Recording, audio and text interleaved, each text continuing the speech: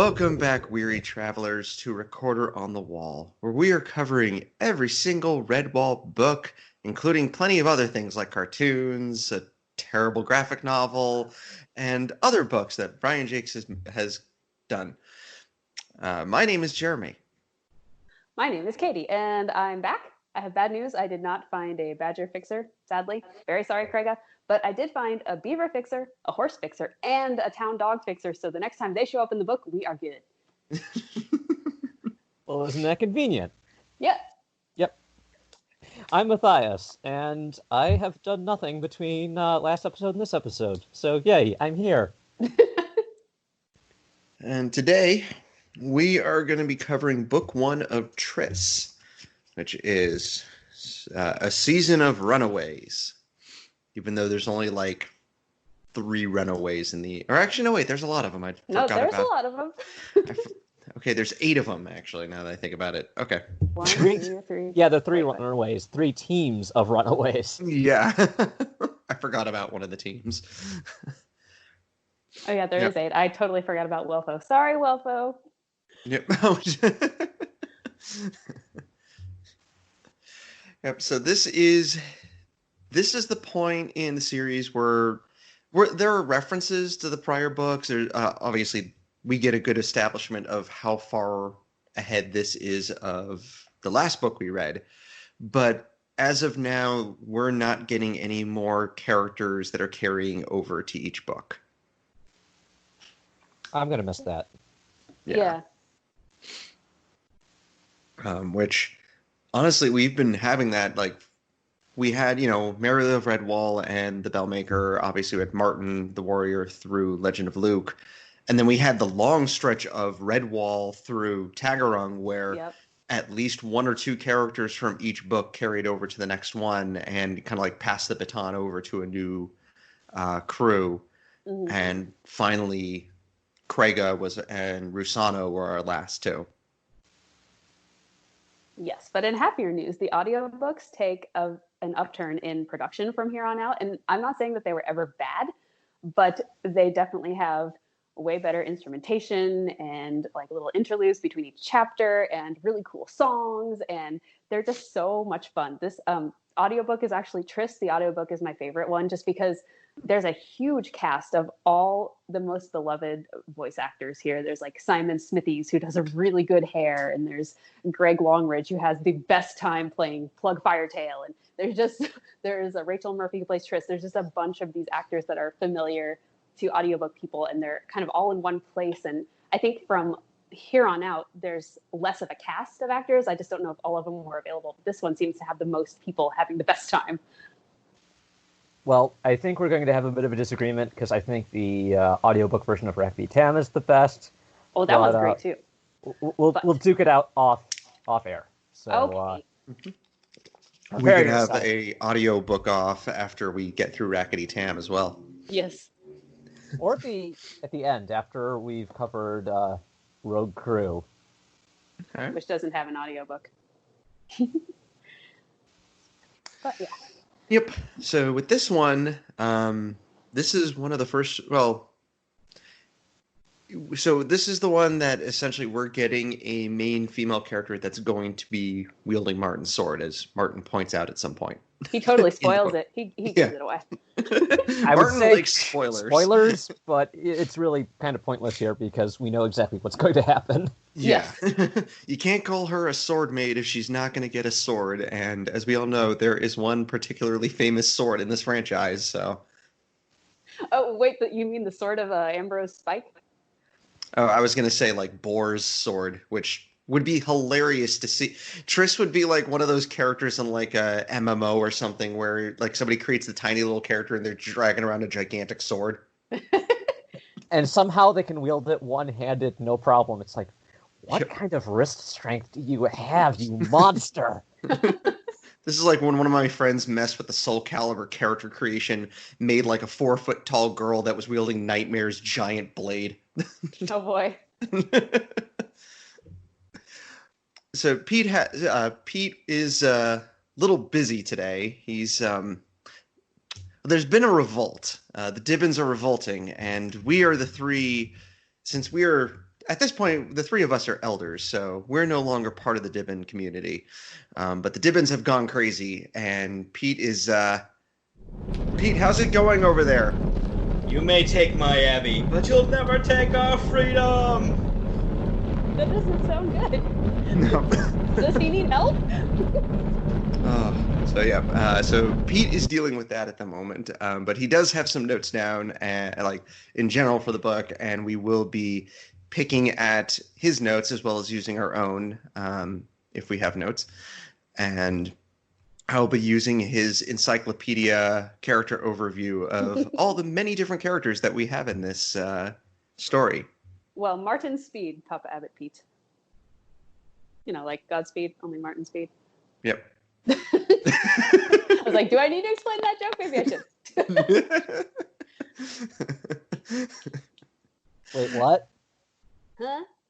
Yep. So something to point out is this is the first book to have a main female character that's going to be wielding Martin's sword, which in the past we've had a couple of them like pick it up once, like for little short bits. Mara had it when she yanked it out of the deep coiler's mouth, and yes, we know the deep coiler was not an eel. No, it was not a pike. Or pike. Nobody gets it right. You keep reopening the wound. Much like the sword did to Deep Coiler's brain. You know, that joke was a cut above the rest. We got to take stabs at some puns every now and then. So Mara had it for a little bit, even though she didn't use it, and even she was like, "This seems small for a badger." Jess obviously had her quick stint with it in Matameo, where she went on her crazy rampage and beat up all the painted ones and threatened to murder their chief because she was like, "I have had enough of you." And I am tired of these. I am tired of these sling-throwing painted ones in this melon farming forest.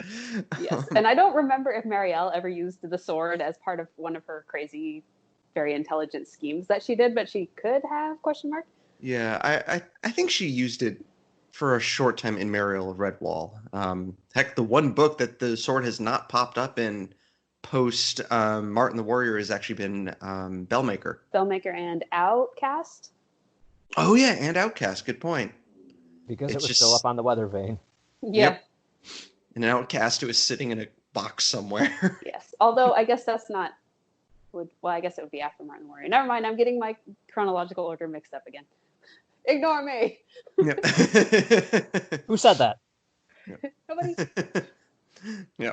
And yeah, so like while that being said, we've had plenty of awesome female warriors in the series, such as Mariel. And heck, in Redwall and Matameo, we had Constance the Awesomeness. Yes. So it's definitely like a valid point to bring up, but also I don't think it was like an intentional thing. I think it's just one of those like, oh look, we've never had a kicking butt lady swing the sword around to kill people with. Like, okay, cool. Yep. It's like and that happens in fiction and or just like in writing and things like that, where something happened, there's this ongoing thing for like the longest time and nobody really points it out and just kind of falls in that way. And then eventually you go, oh, yeah, I never noticed this. Mm-hmm. Yeah, no, it didn't really bother me. I mean, obviously I was kind of, after Tagarong, I think I just got as many of these books as I could and just kind of caught up with them all at once. I don't even remember where in the order I read this one, but it didn't bother me that it had taken him this long. What bothered me more was the female log and female formal, like one book after the other, and then no more, ever again. You know, this was when I started buying the books on the day of release. So I have in front of me right now my first edition I bought at Borders. Rest in peace, Borders. Aww. Moment of silence. Moment of silence done. Anyway, so yeah, I remember very clearly, getting this book. I was, that was my first year homeschooling. Okay. So on that day, I remember being like, "Hey, Mom, can I just like have some extra time to read this?" And she's like, "Well, you still have to get some of this stuff done." She gave me like, I don't think it was like a half day, but it was like easier work that I could get done a little bit more quickly. And I think I tore through the book in about a day or two. I enjoyed it so much. It was so good. I like this one a lot. And it's weird because it doesn't really start with a prologue. It just goes right into it, which has that ever happened before? I think Salamandastron did that, right? No, it was what's her name? Arula was telling the story to Dumble, or Dumble's Right. no, Dumble was telling Dumble the story to wow, Yeah, something like that. I want to say we had one before that did that. I will have to think. And I mean, Redwall had like a prologue, and then maybe Redwall was a little bit like that. It just had it was the summer of the late rose, and then it went into Matthias tripping over his feet. Yeah, but, Madame Mayo definitely jumped right into the story. Yes, it did. Okay. Yeah. So there was a few, but yeah, it usually starts with some sort of prologue or some sort of like old beast telling story to baby beast. Yeah. You know what? The Long Patrol also jumped right in. Yep, you're right. Cool. Yeah. That one ended with a bunch of like epilogue stuff, but it definitely did not have a story framing device. But I will say I do enjoy the ones that have the story framing devices. I do too. I mean, I just kind of like this. It's like just go right to Princess Curta, who is played by, I think her name is Angela Mounty, and she has the best time with the accent. Yes. I will say, even though there's no framing device, as always, there's a big map near the beginning of the book. Okay. And this has to be one of my favorite maps simply because, so by Brock Hall, it has a little line underneath it where it says, "Here there be serpents." Oh, spoilers. But I just like that little comment in there. I think that's kind of cute.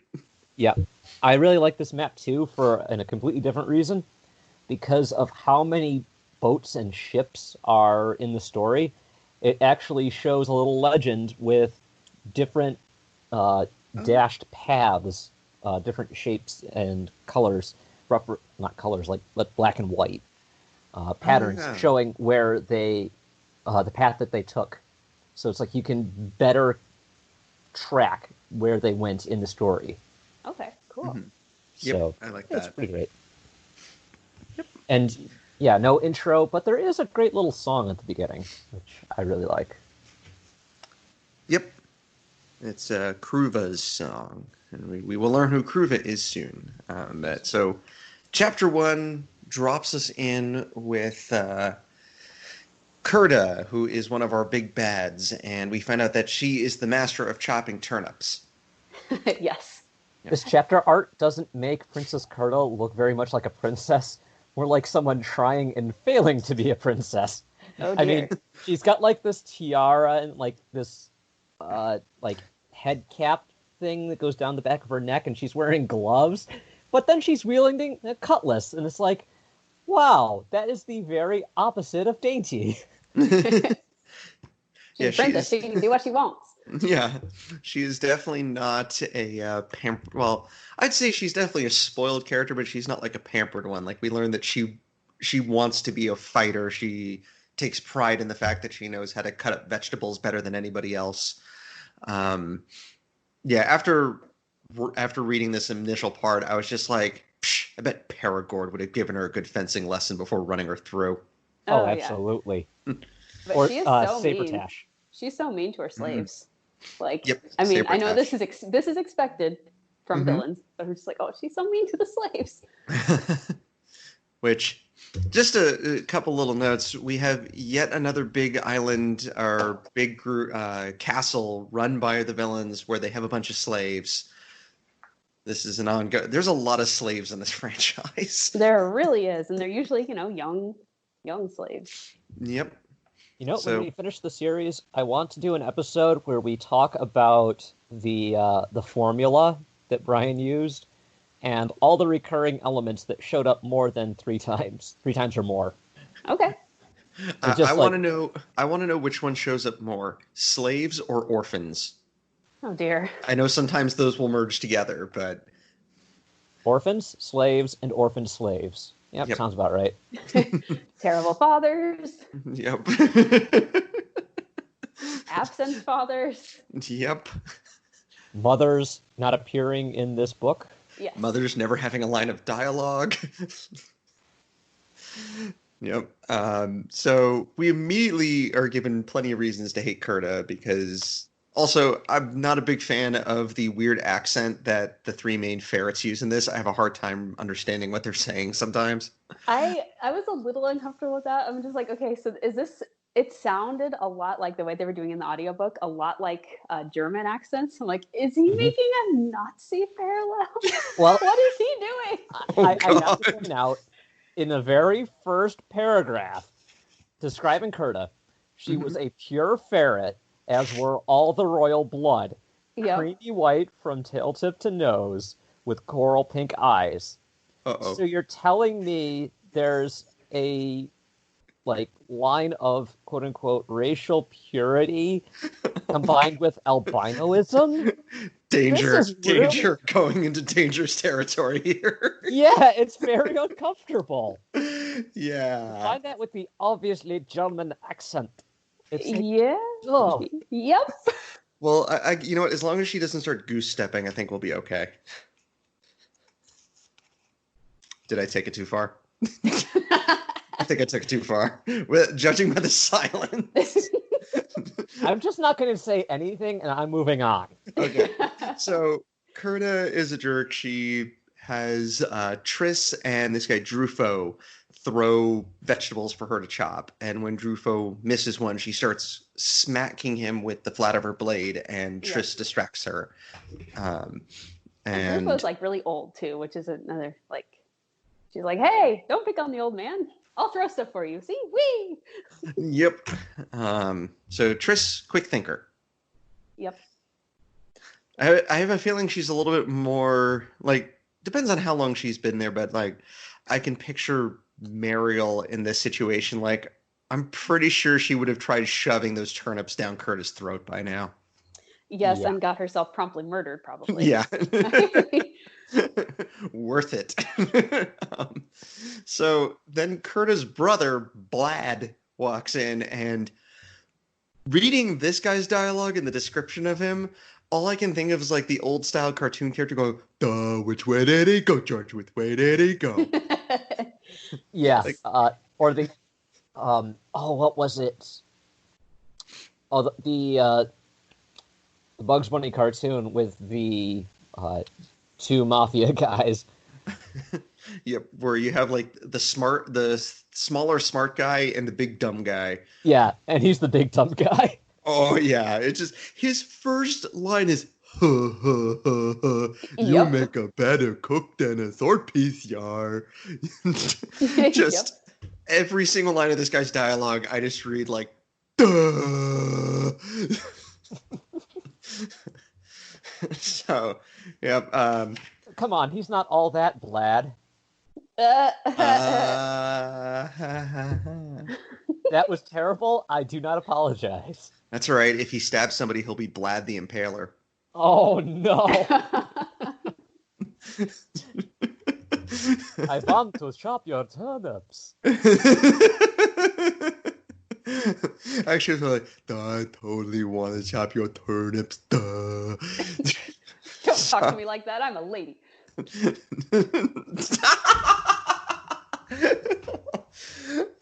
So we find out that their dad wants them, and they leave. And Triss and Drufo, because they're nice, they start throwing all the pieces of turnips out the window so that the other slaves can get some extra food. Yes, which is nice. Yep. And Drufo tells Triss, like, well, your father was this awesome sword beast and, you know, this sword master, and he was amazing. And the only reason why they killed him, by the way, Dad's dead. What a surprise. Mother is never mentioned. Yep, I was just going to say. Yep. And we find out it was Rock Aram is his name. And Yep. he never gave up. He never surrendered. He just took an arrow to the face. Ouch. So wait, Triss's dad had an arm like a rock? No, he was the Rock. Can you smell what the Rock was cooking? He was the most electrifying squirrel in sword fighting entertainment. So Triss comments to Drufo. Triss and Drufo bring up the fact that Triss and a couple of her pals have been taking some lumber from and supplies and things, making their own boat. And lo and behold, a Captain Riftun walks in and is like, "Yeah, totally know you've been stealing stuff. Gonna throw you in the cage now." Oh man. Yep. So he throws Martin in the pit with Feldo and Brom. I mean, Triss in the cage with Welfo and Shog. Yes. Wait, Shog and Welfo? Sounds an awful lot like Plog and Welko. It really does. Yeah. I think not. We're kind of entering the realm now of wackier names in this franchise. Yeah, I've got kind of categories for these. Like, I wasn't really a big fan of Drufo or Welfo. I did like Shog. I thought Shog was kind of cool, and I like Triss. Yeah, I do like Triss. I think Triss is a good name, which is good since that's the name of the book. Yes. It feels like Brian was kind of running out of ideas for names, because a lot of the early books had characters named after different types of plants native to the British Isles. Mm-hmm. Yeah. Or, like, in Pearls of Lutra, Lutra being the class for otters? Yeah. Something in Latin. Class, family. I'm not sure where on the taxonomy it is, but it's in there for otters. Yeah. Yeah, and there were a lot of just like normal names back when. Like this franchise definitely has an Aerith and Bob thing going on, where you have like Martin and Matthias and Constance and Mortimer, and now we've got characters like Riftun, Drufo, Welfo, and Sleeve. Yes. Like literally, he came up with. I just picture him one day, like, okay, I have this random villain. I need to give him a name, or this random character, I need to give him a name, and he just like looks at his shirt and goes, "Sleeve." There we go. Yeah, see, wait till you get to like Doomwhite and Rogue Crew. That's where the names start getting bizarre. Yeah, I think that's one of the reasons why I started having a harder time remembering some of these. Like, one, granted, I've read this one fewer times than like the original book and Martin the Warrior, just considering how long I've owned some of these books. Mm-hmm. But it's also like some of these names are hard to remember now, which now that we're in chapter 2, literally every other line of my notes, or almost every line, I could not stop bagging on the names here. We get introduced to Abbot Apodemus, which honestly, it sounds like part of your body, like, oh, my Apodemus is acting up. Or I got kicked right in the Apodemus.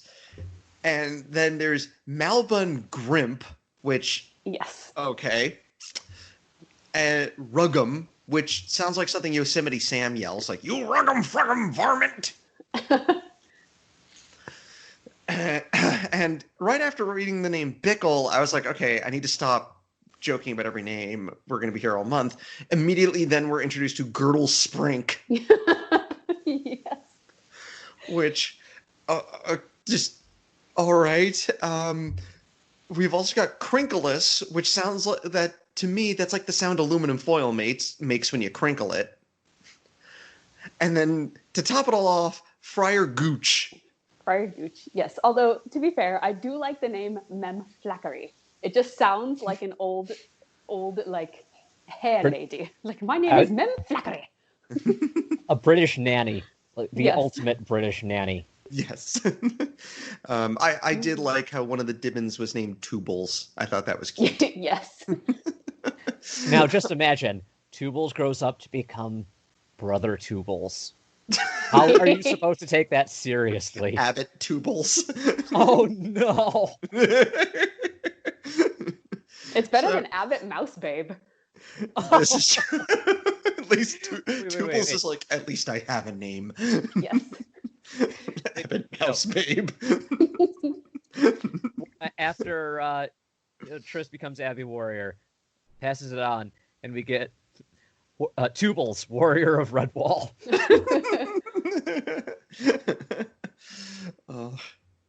So not a whole lot of big things really happen in this chapter. It's just mainly just random Abbey life, and for like what, the fourth book in a row, children get lost in the woods. Yeah. And by lost, we mean run away from the gate to escape, fill in the blank thing Dibbins don't like. Mm-hmm. In this case, bath time. Indeed. Yep. And so we have our first group of organized Dibbins, which is DAB. It's Dibbins Against Bedtime. And apparently this is like a serious problem going on in Redwall. The Dibbins have apparently unionized and are protesting. Yes, and that's still happening today. Okay, maybe a bit too topical for this podcast. I was talking about Pete and his Dibbin rebellion. I don't know what you were talking about. Yep. Yeah, Pete Yes, is... I was talking about that. Absolutely, 100%. Yep, I figured. Yep. So the children get lost in the woods. Bickle and Ruggum. So excellent. They're like, no, there are too many goofy names in this abbey. We need to run away to even it out. Yep. They ain't gonna keep faffing us and sending us to bed early till we old and dead and buried. I'm sure that's what they were planning to do. Absolutely. You will sleep forever. Yes, and I just have to call out another actress from the audiobook, Ketty Sutton, I believe is her name, and she does some of the best Dibbin voices I've ever heard. She plays Bickle, and she's just hilarious. Yes. Yep. So, yep, that's basically everything that happens at Redwall. So, and we go to Salamandastron, and it's nice to see. This is the first time we've seen Salamandastron since the Long Patrol. Yes. Except for Lord Brocktree very briefly. And not in the... Oh, in the framing device, you mean? Yeah. Oh, okay. If you're talking about, like, publishing order, I guess. Yeah. So it's nice to see Salamandastron again, and we get a Lord and Lady running it. Like, we don't see married couples in charge of Salamandastron often. Like, we saw it with Rusano in the prologue and epilogue to Lord Brocktree, but that's about it. I don't really take Salamandastron as like a family-friendly place to raise, like a place to raise your family, but okay. And that's why the kids always run away. This is true. And we actually get an indication of how long this takes place after Tagarung, because we have more runaways. We have Sagax, who is the son of the Salamandastron ruling couple. We found out that his mom, her fifth great-grandsire was Rusano the Wise. Yes, and that is a while, considering how long badgers are reported to live in this franchise.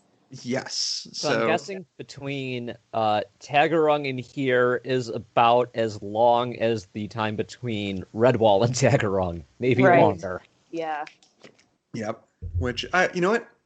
It's a nice, simple way to put it in perspective of when this takes place, and I like that.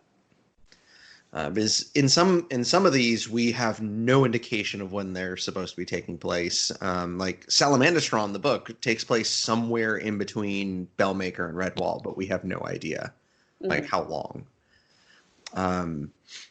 But yeah, so we get more rebellious teens. Yep. Which...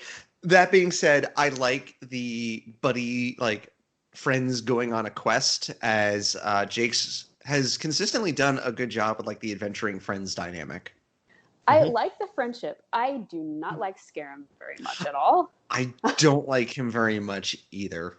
I don't think you're supposed to like him as a character. You're supposed to find him that one friend, quote unquote, that just sticks around with your friend group, but everybody more or less tolerates them for whatever reason.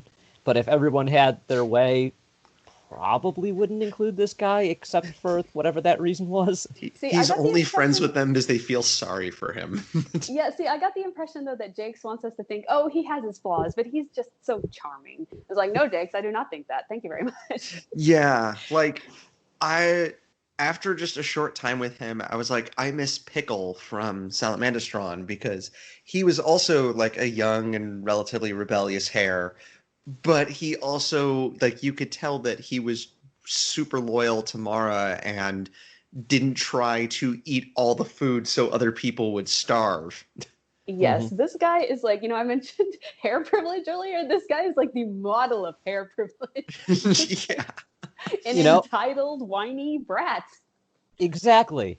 And that's why, thinking in terms of Scarum being the most hair-like hare we've encountered, I vote we stop calling hair-like hares fleet scuts and start calling them Scarums instead. I was going to call him, I was tempted to call him Fleet Scut 2.0. Maybe this is what a younger Fleet Scut would have been like. No, this is a younger Fleet Scut growing up outside of Salamandastron. Yeah. So, to a degree, I still think Fleet Scut is worse because Fleet Scut was an elder, so by then he really should have known better. I'll disagree simply because he was cranky. And there's a certain amount of crankiness that comes with old age. Scarum is just stupid.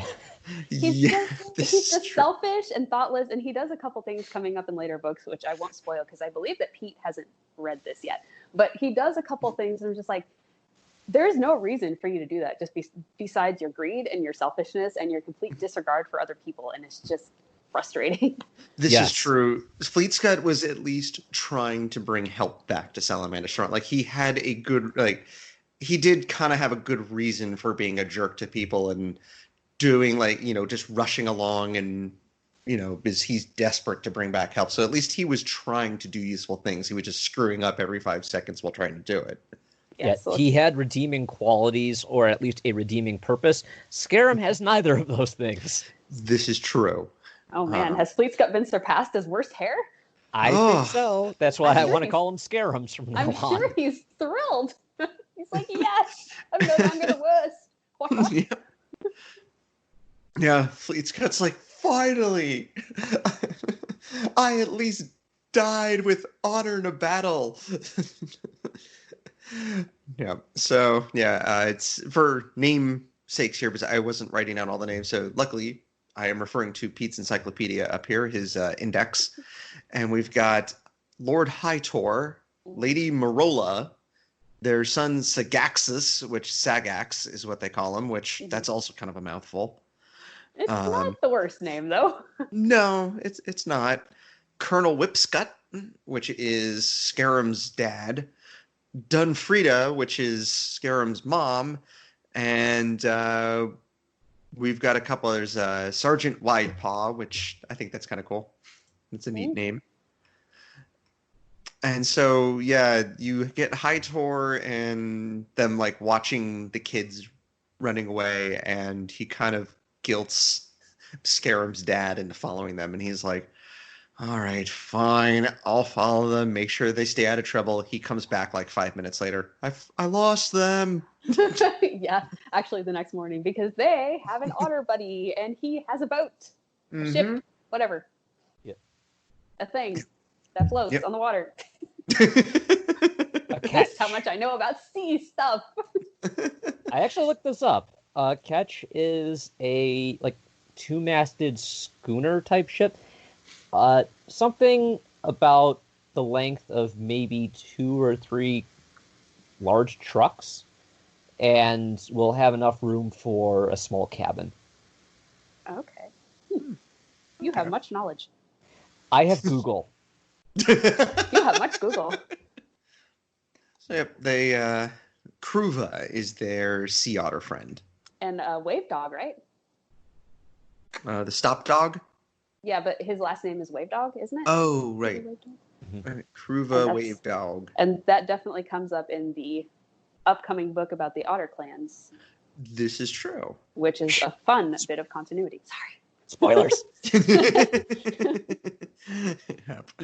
It's weird, though, because as soon as they figure out, Sagax and Scarum have gone off with Kruva Wave Dog, they're like, no, he's a bad influence. Why does it feel like so many grown-ups in Redwall seem to have forgotten their youth. It's like, seriously, Kruva's branded a troublemaker, and Sagax and Scarum are treated as shirkers and layabouts. Whatever happened to being young? It's Yeah. like, Yeah. I understand in context of the story why they're treated the way they are.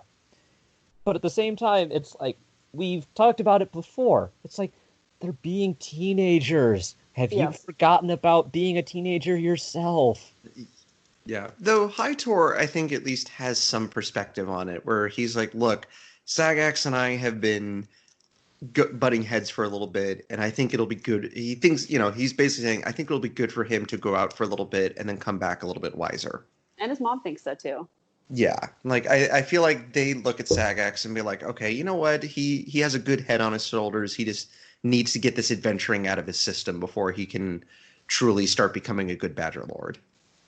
Which, to be fair, most of the Badger Lords that we've met, like, they go on journeys to reach Salamandastron, so they kind of learn their lessons on the way there. Yeah. He has the opposite problem. Sagax was born there, and now he has to leave to realize how good he actually had it. Yep, exactly. So you could say it was kind of one of those, hi, Tor, bye, Tor. I had to get that one in there before the chapter was out.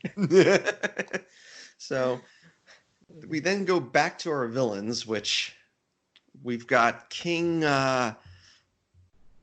Awuga. What's his name? Aganu. I don't know how to spell it. It's been so long since I looked at like the hard copy of the book that I forgot how to spell it. Agarnu. Yeah, Aganu. Yep. Agarnu. Okay. Yeah, Aganu. with the British accent, it just sounds like Aganu. So that's how I say it. Like, yeah. Whoops.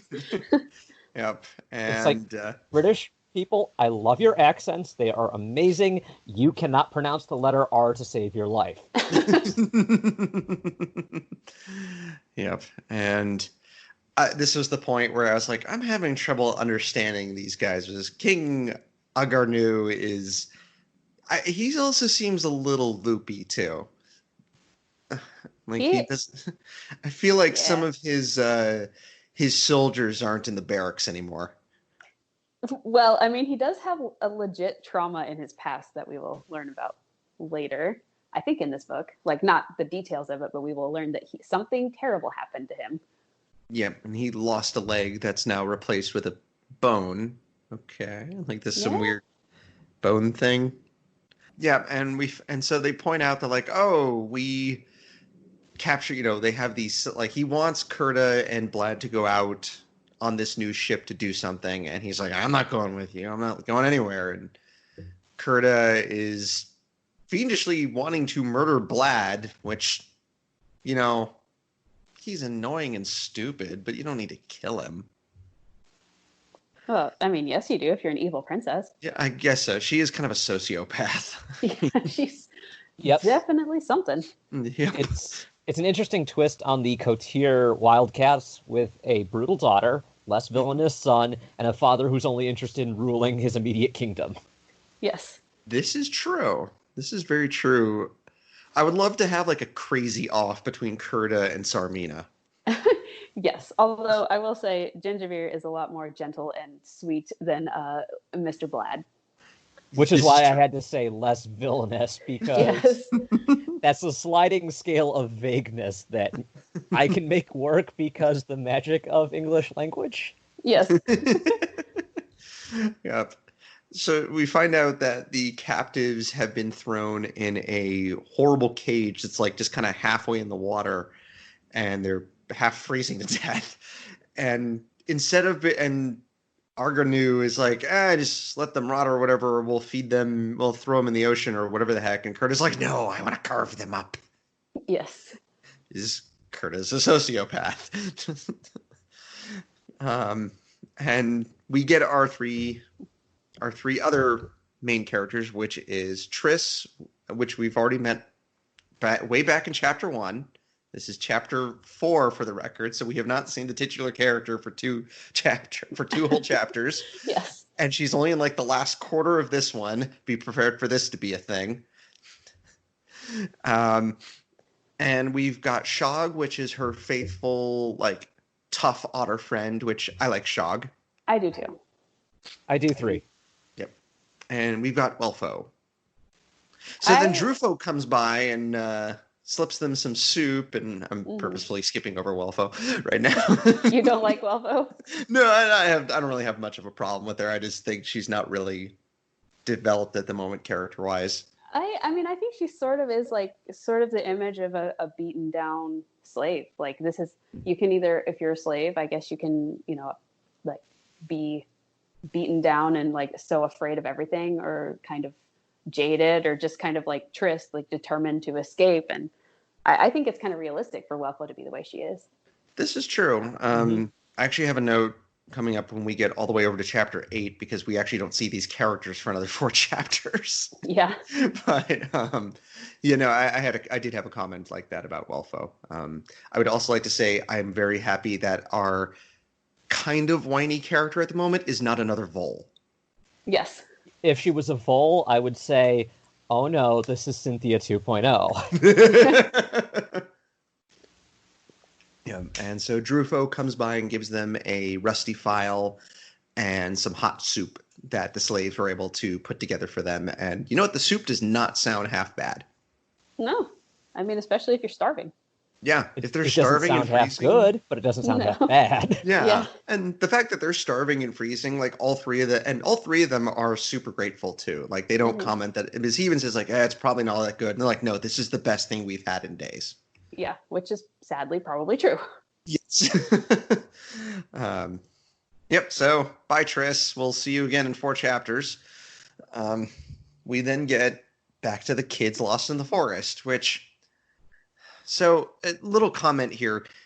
The Redwallers are searching up and down. First of all, they don't realize that these 2 are missing until like hours later, which good job on that one.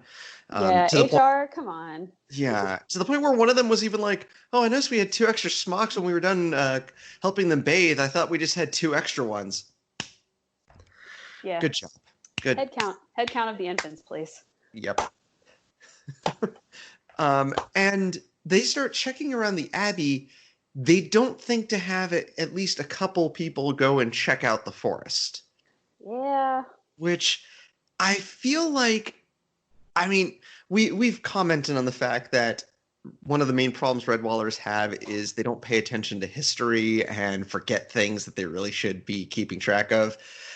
Is this really that far ahead where no one reads old notes about Dibbins getting lost in the woods? This happens like in half the book so far. Heck, Ferdy and Cogs did this in Mossflower before there was even an Abbey. Yep. So, like, I feel like this should be a standard thing of, okay, we'll search the Abbey, but let's send a couple people out into the forest just in case. I would agree, but to play devil's advocate for just a moment, it's been shown that a lot of the Dibbins tend to be very well behaved. It's usually the ones that we can identify as, the main troublemakers. Mm-hmm. And there's usually only 2 or 3 of those. Sometimes it's even just one, roping in a couple others for story purposes, but it's really just them. Oh, you mean Dwapple? Yes, I was thinking Dwapple. Because Dwapple is the worst. Yeah. And then you have Dibbins like Dumble, who is absolutely adorable, and even when he did run away, it was for a good reason. Exactly.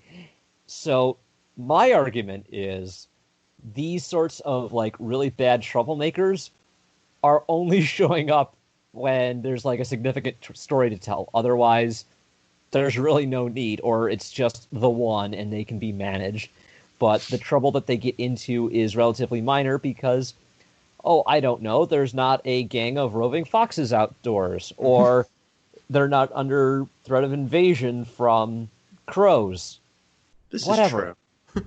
This is true. And you know what? And I did cite Ferdy and Cogs, but at least they were good intentioned of, we want to help protect Brock Hall, so we're going to stay outside to help guard it. So I will give them credit for not being mischievous, and they had good reasons for what they did. Although I will say I do love the friendship these 2 little guys have. Guy and girl, I guess. I use guys in a gender neutral sort of way, but like they just seem like they truly have fun together and they care about each other and they just want to play. Yeah. And so the two of them are lost in the woods, and it starts raining, and they stumble across a tree with a door. Zoinks, gang! I think we stumbled across old Badger Bella's house. No, I'm sure that's absolutely not it. It can't be. Impossible. Nah, Yeah. bah, humbug. It's Brock Hall. No. Yeah. Which, then we have like a weird little bit of continuity here, or bad continuity, where, so these two are running away from the rain and everything, and it's like massive storm.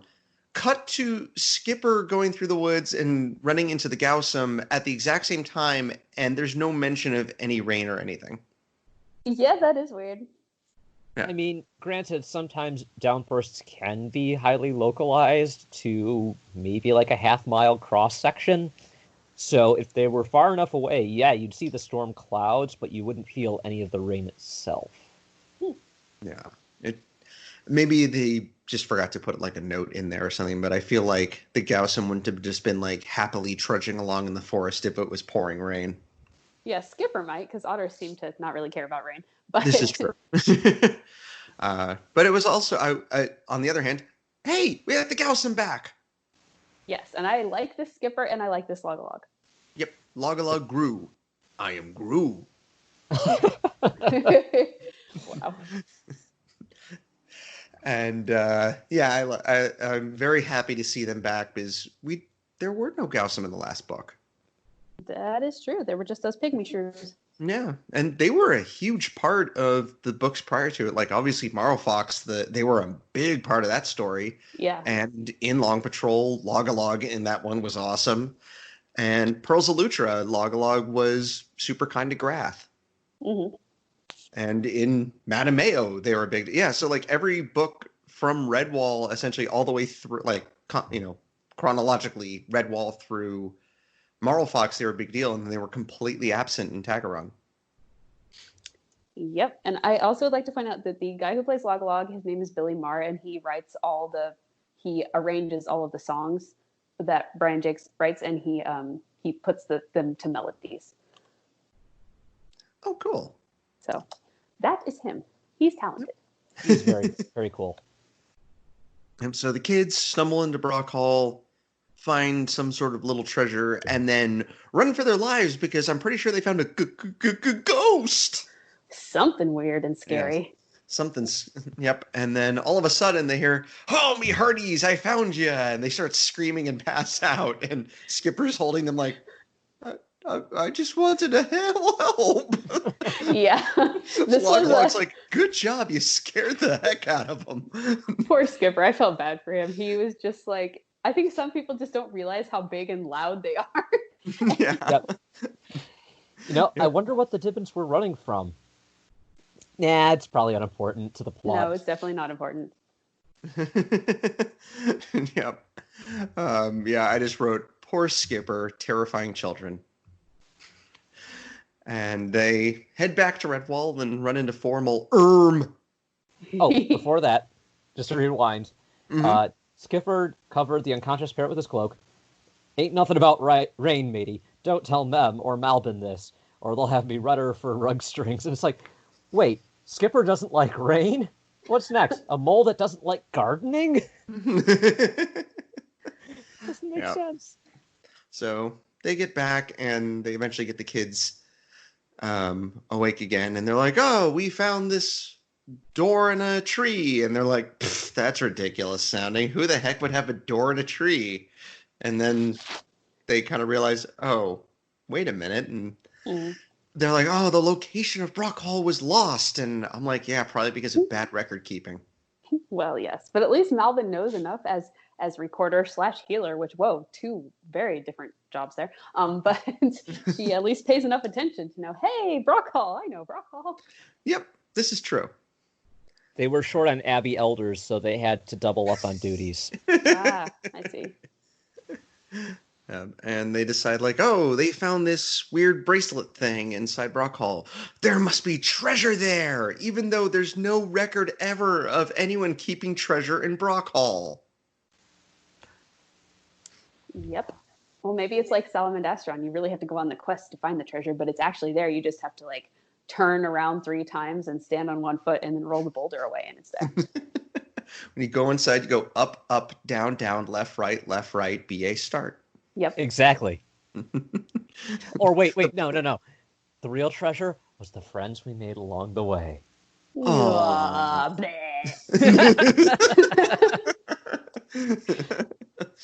Yeah. Well, back to our trio on the boat, which, yeah. So now we've got Sagax, who is being pretty, is learning how to guide the boat. He's being very, he's trying to adapt to this new life. And Scarum, meanwhile, is eating them out of boat and home. Yep. And then complains when they tell him, please stop eating, you're going through all our food. And he goes, oh, it's fine, I'll just go and fish for things. And like, oh, it's a shark? Bah, I'll just capture the shark. And no, I won't let you cut this line that's making the shark pull us around. I literally went in 2 notes from Scarum is a bit of a dingus to Scarum is a complete idiot who is a danger to himself and everyone around him. Yeah, he is just The worst. I can't even think of words right now. He's that I can't think of. Yeah. I questioned, I was like, is he a descendant of Fleetscut? Maybe. Who knows? I would say Fleetscut would be ashamed to be like, this is my descendant? Yeah. Really? I mean, seriously. I mean, I know hares are gluttons and all, but 4 meals before noon? What? Yes. Everyone loves 4th meal. Yes, Yeah. but what about 4th breakfast? Yeah, like this was the point where I was seeing like, I miss Pickle from Salamandastron because again, yeah, they played up that, he could eat a ton and he was a bit of a glutton, but he was also caring to those around him and actually didn't try to eat people out of house and home. Yeah, no, Pickle was great. Like, he was concerned about Mara. Like, I remember specifically one point that she was sad, and he's like, hey, what's up? Talk to me. Like, he actually cares. This guy is just a despicable human hair being. I almost said human being. He's not a human being, but he is a Hairman despicable being? Hairman being. Yeah, like and we've had like hairs here and there that are kind of like a little all over the place. Like, oh God, what was the hair? I can't remember his name. The one in Marl Fox. Florian? Florian. Like, he had his moments where he was like, God, I don't care about Dwapple, but you can't really blame him all that much. And in the end, they even said like deep down, he honestly did care about Dwapple and didn't want to see him get hurt because he was a nice guy and he helped protect the Abbey and had some great moments where he was having insult contests with the Marl Foxes. Yes. And Borab, he was a bit of an idiot, but he ran all the way to get the otters and he saw the Tagger and he's like, we cannot let him die. Like, he was passionate and like what a hare is supposed to be, I think. Just a little ridiculous, but ultimately a good person. Yeah. Boorab, I really liked Boorab, and compared to Scarum, Boorab is like Basil Staghair. Yeah. Yeah.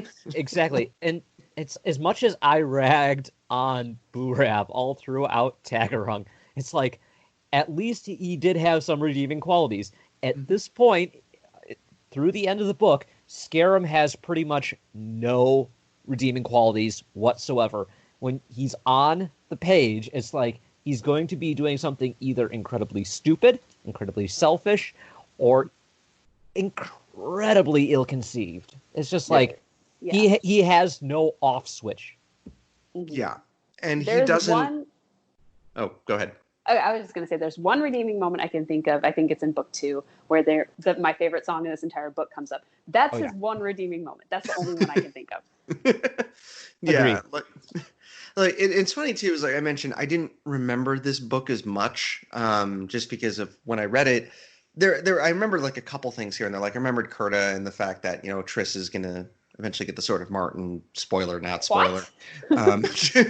Things. I remembered like little basic things. I think I remember a specific character death later on, which spoiler, a character dies in Redwall book. You know, that never happens. Dies in Redwall. But I do remember, so I'm not going to go into full detail, but like the next book is Loamhedge, and I remember more of that book than this one. And between the two, I remembered an annoying hair in that book, and then I totally forgot about Scarum. And all of a sudden, I'm like, I wonder if the hair in the next book is really as annoying as I remember, or if I have not remembered to compare him to Scarum for a better idea.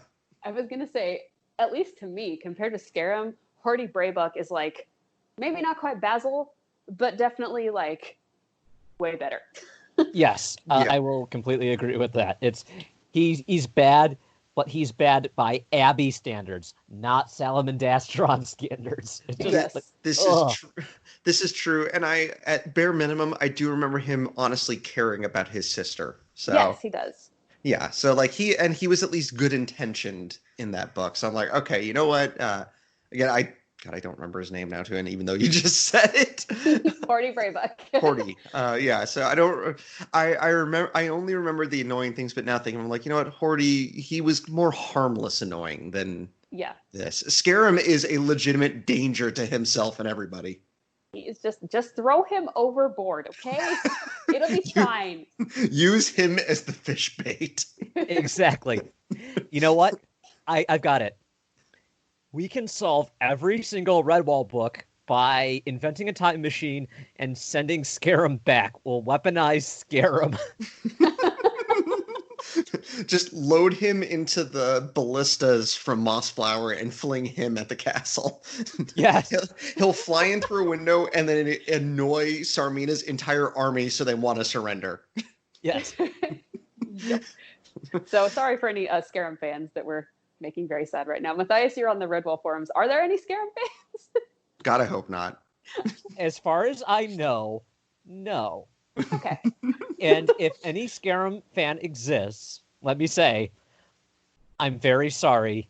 You have a terminal case of no brain cells. Wow. I was hoping that's where you were going with that. I was going to say, I'm sorry. I'm genuinely sorry that you have bad taste in characters. I was going to be like, are you okay? Do you need to talk about anything? I mean, are you doing okay? Do you need a hug? Recorder on the wall. We don't tolerate fans of Scarum. Yes. Wait, what fans of Scarum? There are none. Yeah.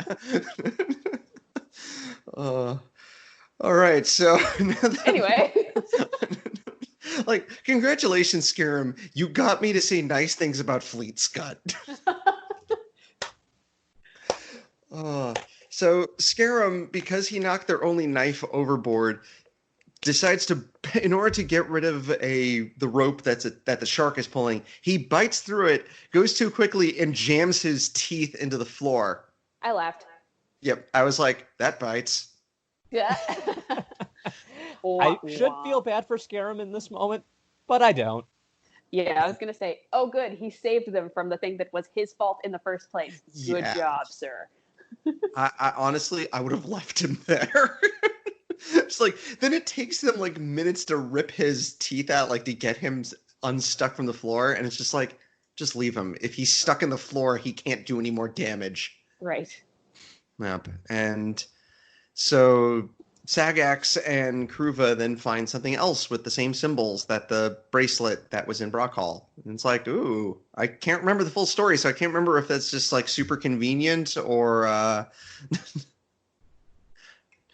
Yep. And so they decide like, hey, let's go to Redwall. Scarum can't possibly eat all of their food. Well,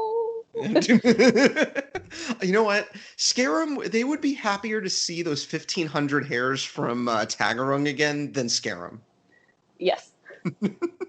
Wait, I thought it was 1,000. Where did you get that extra 500 from? Oh, was it 1,000? Okay, I guess it was 1,000. It was 1,000. Yeah. Okay. I just thought you were doing exaggeration again. Though also, those 1,000 hairs also help save the Abbey. I don't think... Yes. Scarum's not going to save anything. Yes, he's going to save himself a lot of trouble by eating way too much. I thought you say he's going to save everyone else a lot of trouble by getting himself killed. I wish. I'm just curious what Pete's notes on Scarum were. Let's see. Let's see here. While you're looking that up. He does have a good, he wrote, "Am I feeling sorry for Scarum? Maybe. No. No, you shouldn't." He does ask if Salamandastron has a good dental plan. Also, you know what? Actually, he points out something good. Sagax knows how to cook. Yeah. Yep. And you know what? That's actually really cool. Like, I wonder if that became like a typical part of badger rearing after Sunflash. Or at least, like, maybe Rusano would have started teaching that. Like, hey, let's not just learn how to be psychotic warriors. Let's learn the simple things, like cooking. Yeah. Cooking is fun. Or maybe it's one of those things of, hey, you're growing up on this mountain. You have duties. What is it? Do you want to learn to cook, or do you want to scrub pots? Cook, please. Yep. Oh, wait, you've already learned how to cook? Okay, now you scrub pots. Darn it. No. Yep. So back to so chapter 8, we finally return back to Triss. Oh, before we do, Uh-huh. just want to point out that not only is Scarum not able to eat because his mouth's kind of messed up, he also gets seasick. Sucks to be him. Yeah. And the way Kruva figures it out and displays it to Sagax is like, here, watch this. Feeling better, me old mate. If the duff don't suit you, I'll make you up a tonic. Some cold water and oatmeal with a wild onion chopped up in it, mixed up with a bunch of beeswax tallow from a candle. That'll put you right. What you say? This makes me think of like when Romska made Lask Frilder sick back in Pearls of Lucha, where she's like, "Yeah, we're gonna cook up some like bird guts," and he's like, Exactly. Yep. And this will be the only comeuppance Scarum's going to see for quite a while. Yep. So, in Chapter 8, we finally return back to our titular character, who has been in the book less than Scarum the Annoying. Oh, man. Yeah. And you know what? I like this dynamic between these three, where we have Shog, the, like, eternal optimist and tough guy, and you have Triss, who just... she wants more. Like, she wants to get out of here so she can... I'm assuming she eventually wants to come back to free the other slaves. So this is where I put the note. I was like, you know, Welfo is a little whiny, but you also can't blame her for being terrified. Mm-hmm. And yeah, this is where I said it's refreshing for the weakest and whiniest to not be a whiny bull. Right. Yep. And it's also like we've seen this situation before in other books, like in, you know, Martin the Warrior and things like that. But it's still nice to see the slaves like banding together to help each other, where Drufo is addressing the other slaves like, look, these three they're our own. We should be helping them. Let's get them out of here and maybe they can come back with help. Yeah. And we don't have any slaves that are like actually double agents or anything. Like they're all immediately on board for it. Yeah, which is nice. No betraying bulls. Yep. No droop. No droop. Yep. Yeah, you remember from Marl Fox, never trust a vixen, never trust a vole. Unless Except they're for the voles. For the voles from Tagarung. And yes. If the vole happens to be named Rollo. Yes. Yes, this is true. And you know what? Cynthia was a little whiny, but she wasn't like, you know, bad. Like she was at least with them and everything.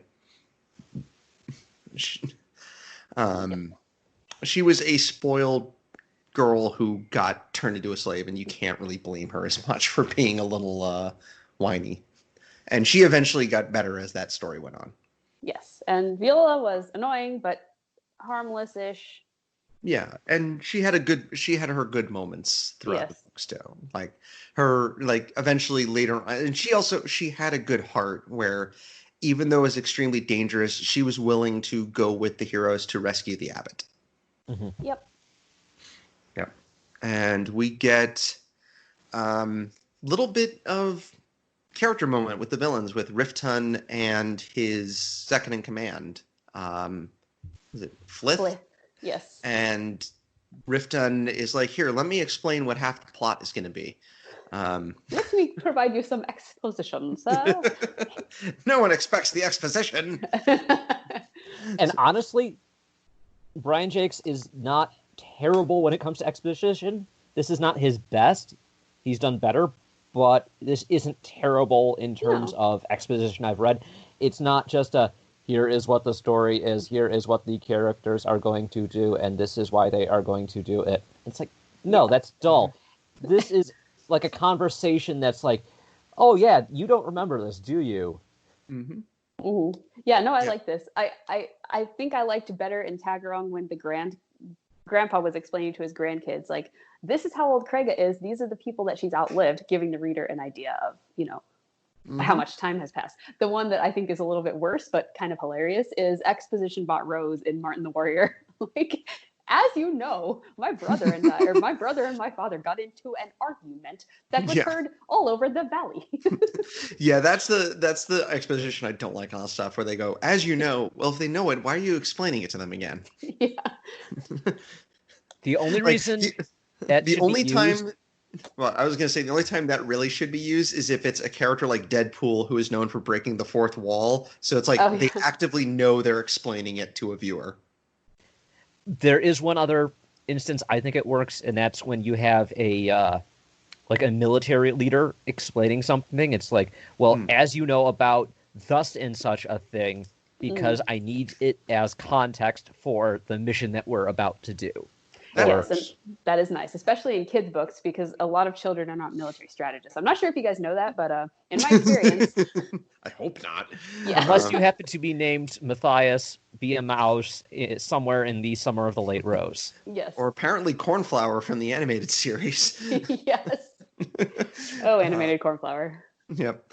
And also, it's nice to hear Riftun's position on the different villains, where he points out that, like, Arugula, or whatever his name is just kind of like a dingus. And he's like, yeah, he's king, but just by blood, he doesn't have what he really needs, and he's kind of a schmuck. And he mentions that, like, Kurta is terrifying, and he says that Blad isn't as dumb as he looks. I don't know if I believe that yet. We will have to see. Yeah, we'll have to get there. But it is also nice to hear the position of, somebody who's really high up and, like, their view of the villains. And we then get those villains, and we have such a loving family where Kurta is constantly threatening to murder Blad. Yes. And Riftun even points out to Flith, like, where Flith asks him, like, how come you're going with him? He goes, well, I got to make it so Kurta doesn't murder Blad in his sleep. That's dysfunction, thy species is pure ferret. Yep. Such a loving family. Yep. And meanwhile, back in the cage, Triss and Shog are constantly working to file away. And eventually Shog just goes like, all right, we have to get underneath the water here. I'm just going to do this until I get through it. You're not going to hear me complain. Don't worry. I'm on it. Yes, I love Shog. Yes, I really like Shog. And yeah, they break free, and then just finally go like, okay, and we run for it. And that's when Drufo starts the rebellion. Like, the slaves are starting to fight back, and Drufo actually gives a good account of himself for being an older guy. He does, Viva la revolution! Oops, sorry, wrong media. And unfortunately, Kurta kills him, which is sad. Which I wish we had gotten a little bit more time with him to really get to know him and more of his dynamic with Triss, because I think that would have helped. But yeah, it is a little sad that, and it's cool that he cares about Triss enough that he's willing to sacrifice his life to help her live and fight another day. Yeah, her father's best friend, wasn't it? Yep. And I think she just kind of sits there and cries for a little bit because it seems like she's kind of grieving. She never really knew her father, but she had a link to him through Drufo, and now, he has died sacrificing himself for her. I just thought that was like a really real moment of just like she's she's not immediately okay after this. Yeah. Like, right when it happens, like, Shog kind of helps kick her into gear, like, hey, we still need to get out of here. Let's make sure his death wasn't in vain. And then after the action is over, that's when she lets it sink in. Mm-hmm. And I like that. And, oh yeah, Flith drowns, which, bye, we won't miss you. Yep. And so they decide to put out a call because they don't have another boat. They steal the boat that Kurta and Blad the buffoon were going to use, and so King Arugula goes. I'm just going to keep calling him that now. Feel free. It amuses me. He goes like, "Oh, light, our big." Well, at first he wants to give up. He's like, "I don't care. We'll just hang out here because I don't like the water." And Kurta points out like, hey, we should totally kill them because they stole from us and all that. And he's like, fine, call in some pirates and let them deal with this. I want to go to sleep. Yep, pretty much. And They don't have any other ships? What's that a boat? Yeah. I think this is like a really good plot reason. Like, Aganu is not a very smart king. Like, he's afraid of the sea, therefore he has no ships because he that trauma that he had in his youth is still affecting his choices. And so it's it's convenient for the story, but it makes sense. Like, he's afraid of ships. He doesn't have any ships. Yeah. Speaking of which, we didn't actually give the reason for his trauma. He, back in the day, went with his father, old King Serengo. Let us tell you a tale of a fateful trip. Yes. I do like the name Serengo. Isn't that a type of cheese? Oh, no, wait, that's Sargento. Are you thinking of Manchego? Whatever? Anyway. Anywho, he went with his father to go and raid Redwall for all of their treasures, because that always works. It always works, yes. But encountered problems, everyone died, and he was the only one who made it back. And somehow he lost a leg along the way, so... trauma. Yep, and he will not talk about what happened, which is definitely a sign of trauma. So I just did a search for Serengo, and these are the top 3 results from Bing. Serengo is apparently something from StarCraft. It was it. Then I get King Serengo from the Redwall wiki, and then I get Sargento. Well, there you go. Yep. So then chapter 9 starts off with something I actually really enjoyed, where we get Skipper doing his morning routine and exercises. Yes, and guess who he's descended from? Martin the Warrior. Yes, that's totally it. Good job. Yay! He's a descendant of Tagarung, of Dana. And you know what? That's a nice little bit of continuity. I like that. Yep.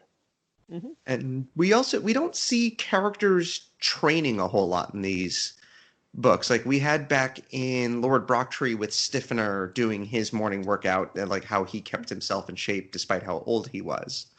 Yeah. But we don't get a whole lot of moments like this where somebody is just doing their daily exercises. And I like his routine where it's like he goes for a swim in the pond for like a bunch of laps and then does laps around the upper wall. And even like in the kitchen, they're so used to this that, they have like a little tray of food out for him and he just kind of quietly acknowledges Friar Gooch and his assistant. Mm-hmm. Yep, I like this. And I also like that sort of comparing him to the Skipper and Tagarung. Like, they're both good skippers. I like them, but they have different, like, the Skipper and Tagarung seem to stay with his crew and only visit Redwall. But this one seems to only visit crews and stay at Redwall. Yeah. Which I do wonder why he's the Otter Skipper. Like, maybe it would have been better if he was just like a random, like if they just gave him a name and he wasn't the skipper. Yeah. It's like I don't know. I feel like if you're the skipper, it's kind of like when you're the log-a-log, you should probably be leading your people. But still, I really like him as a character. I was going to say, maybe his name actually is Skipper. This is true. You know what? It could have been like Dana was such good friends with that skipper that all those, generations later, they're like, our ancestor was really good friends with Skipper, and so let's just name him Skipper. Yep. There is another possibility.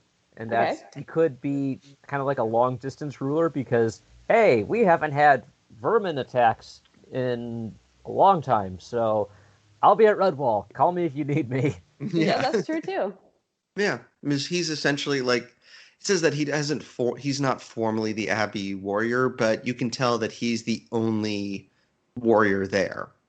Hmm. Like he's the only one that knows how to fight and keeps himself in like combat ready shape. And that apparently he's old friends with Abbot Apodemus, and Apodemus has actually offered him the position of Abbey warrior and offered him Martin's sword, and he's not willing to take it. Yep. But then Martin visits Skipper in his dream and says, "The chosen one is coming." And I think we all know who Martin is talking about. It's Walfo. I had no idea. Walfo. Of course. Yep. You know, the nice thing about visions in fantasy novels is that, unlike sci-fi, messages can't get static or distortion, unlike, video logs and such. They do have the downside of, I'm not entirely sure where this came from, but, I've seen that too many times in sci-fi where it's just like, you get the leftover message and it's like, oh, we have to spend computer time trying to repair this broken file, and oh no, we find out too late what it was really talking about. Oh dear.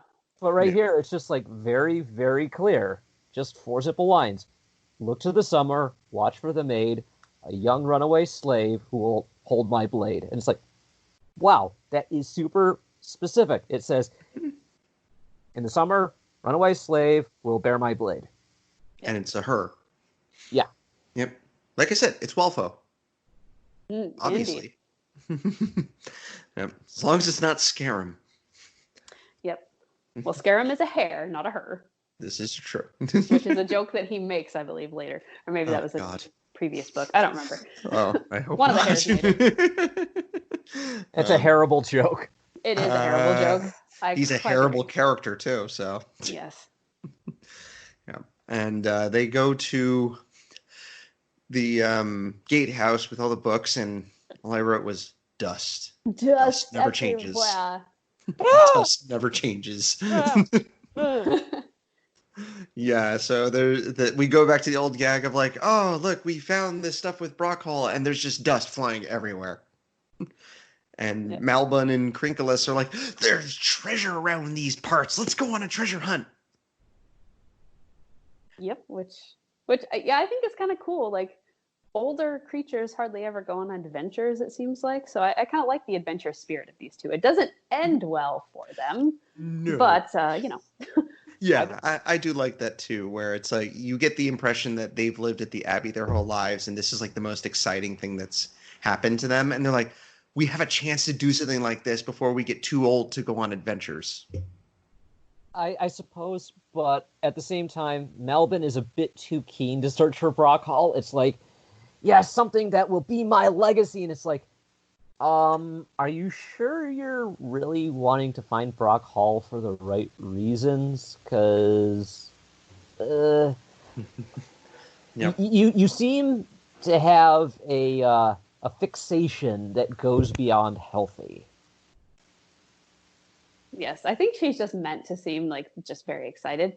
I don't know if Jakes was intending anything deeper from that, but Yep. So the next chapter just kicks off with basically, hey, Logalog, do you know a song that can pad out a chapter? I loved this song, though. In the audiobook, it was very fun. Oh, this is a great song. I love this song. The audiobook version is fantastic. And it has like banjo in it, and it's like, why would banjo appear in a Redwall book? But it works. Indeed. All right, then I'm just a jerk then. Okay. You can. I'll send you the song. Okay. So they head out to try to find Brockhall, and they decide to bring Ruggum and Bickle with them, and their way of getting all the other Dibbons to not come is like, oh, you can all make blackberry, what was it again? Blackberry cream tarts. Blackberry cream tarts. Like, okay, cool. We'll distract you with this.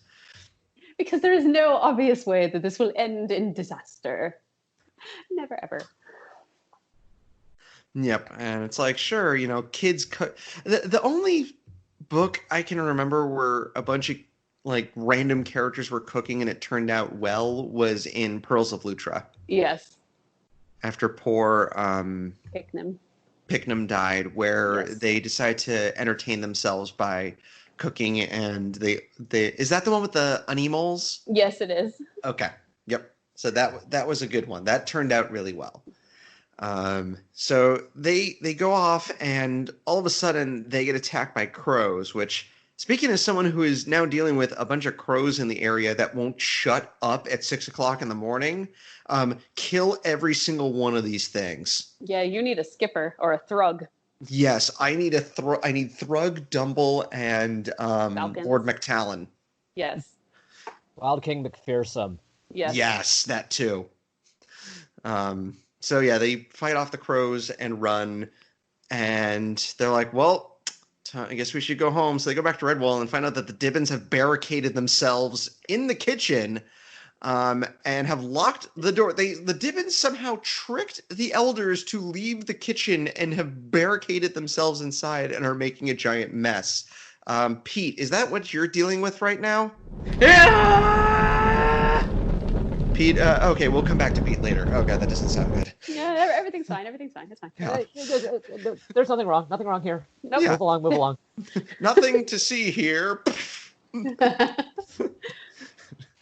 Yep. So. And I think it's hilarious when Sister Vernal asks about tea time. Oh, good, blackberry cream tarts. Epidemus shook his head woefully as they entered the abbey.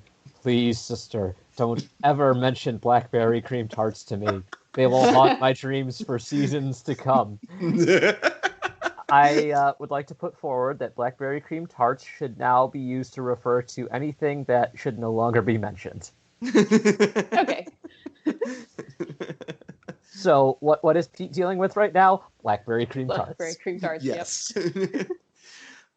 This was the point where I wrote, in a book titled Triss, we're seeing very little of said character. I think she should complain to management. She really should. Yep. Because she's a good character. I like her. Yeah. No, I have nothing against the character so far. I want to see more of her. Right. Is the exactly. problem. Like, in Mariel of Redwall, we got plenty of Mariel. Mm-hmm. I think one of the issues is we have too many subplots going on. Like, Yeah, in Mariel of Redwall, we had the villains back at Gabul's lair, but that we were only kind of randomly jumping back there to see Gabul go progressively more insane. Mm-hmm. And we had the Redwall plot, and we had their villains, and then we also had Mariel's group, but it mainly focused on Mariel's group. Scarum, you suck. Oh yeah, he woke up and he was feeling much better and decided to deplete the supplies. Yeah. Ugh. I have no doubt that waking up to the sound of a hare belching is a panic-inducing experience not soon forgotten. Yeah. Yep. Yep. So going off of Pete's notes here, I 100% agree with his comments, which is, okay, this isn't funny anymore, the black hole stomach trope. Seriously, how does Scarum expect to live? Right. Yeah, does Scarum have a second stomach where his brain is supposed to be? Probably. He did write Scarum just got 2 ranks closer to Fleet Scud. I think we've already determined Fleet Scud is a god compared to this guy. Yeah, and I just gotta say, like, Pickle, he ate 16 apple puddings or whatever the heck it was, but he was just so much more charming and likable, and like, I don't care, he can eat as many apple puddings as he wants because he doesn't steal from people. Yeah. He was a glutton, but he was like, he has character and he has a presence to him. It's more like oh, do you mind? Can I have another? Why, thank you. Yeah. And Scarum's just like, yeah, give me that. Yeah. Pretty But much. also, like, Pickle ate all those puddings, but that was also an eating contest. Like, there was at least a setup for that. It wasn't just like he ate all the food. And then he has the comment like, oh, I'll gladly have another. And they laugh, and Mario's like, no, he'll still eat something, but like they never make like they make jokes about it. They have fun with him. Yeah. And like when Logalog is putting the boat back together and he jokes about gluing Pickle's mouth shut. Yes. And they shout like, "Oh no, he eats more than Earthwhite and Tubgut put together." Yeah. You know, he at least has, they have a good sense of humor with it because otherwise he's a really nice guy. And this is actually the point in the notes where I wrote, "I miss Pickle from Salamandastron."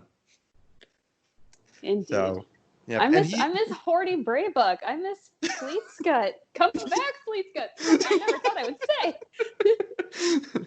God, Boorab, I apologize for anything bad anybody ever said about you. You were amazing. Florian, Han Rosie, come back and laugh nonstop, please. Oh, I would love for like a whole page of. I would love if Han Rosie appeared just to sing her laughing song like 4 chapters in a row. That would be preferable to this. Or Dottie. Dottie could sing any song she wanted. Like Yeah. Oh yes.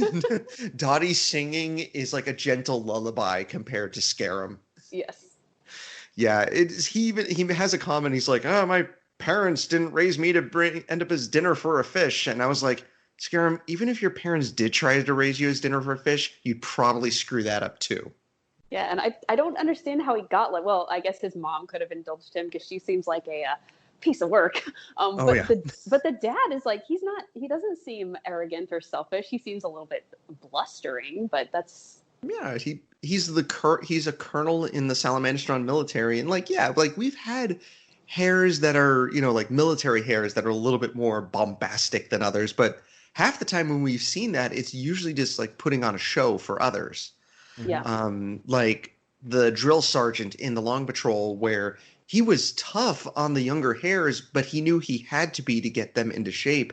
Right. And he honestly cared about them and was horrified when a lot of them died in battle. Mm-hmm.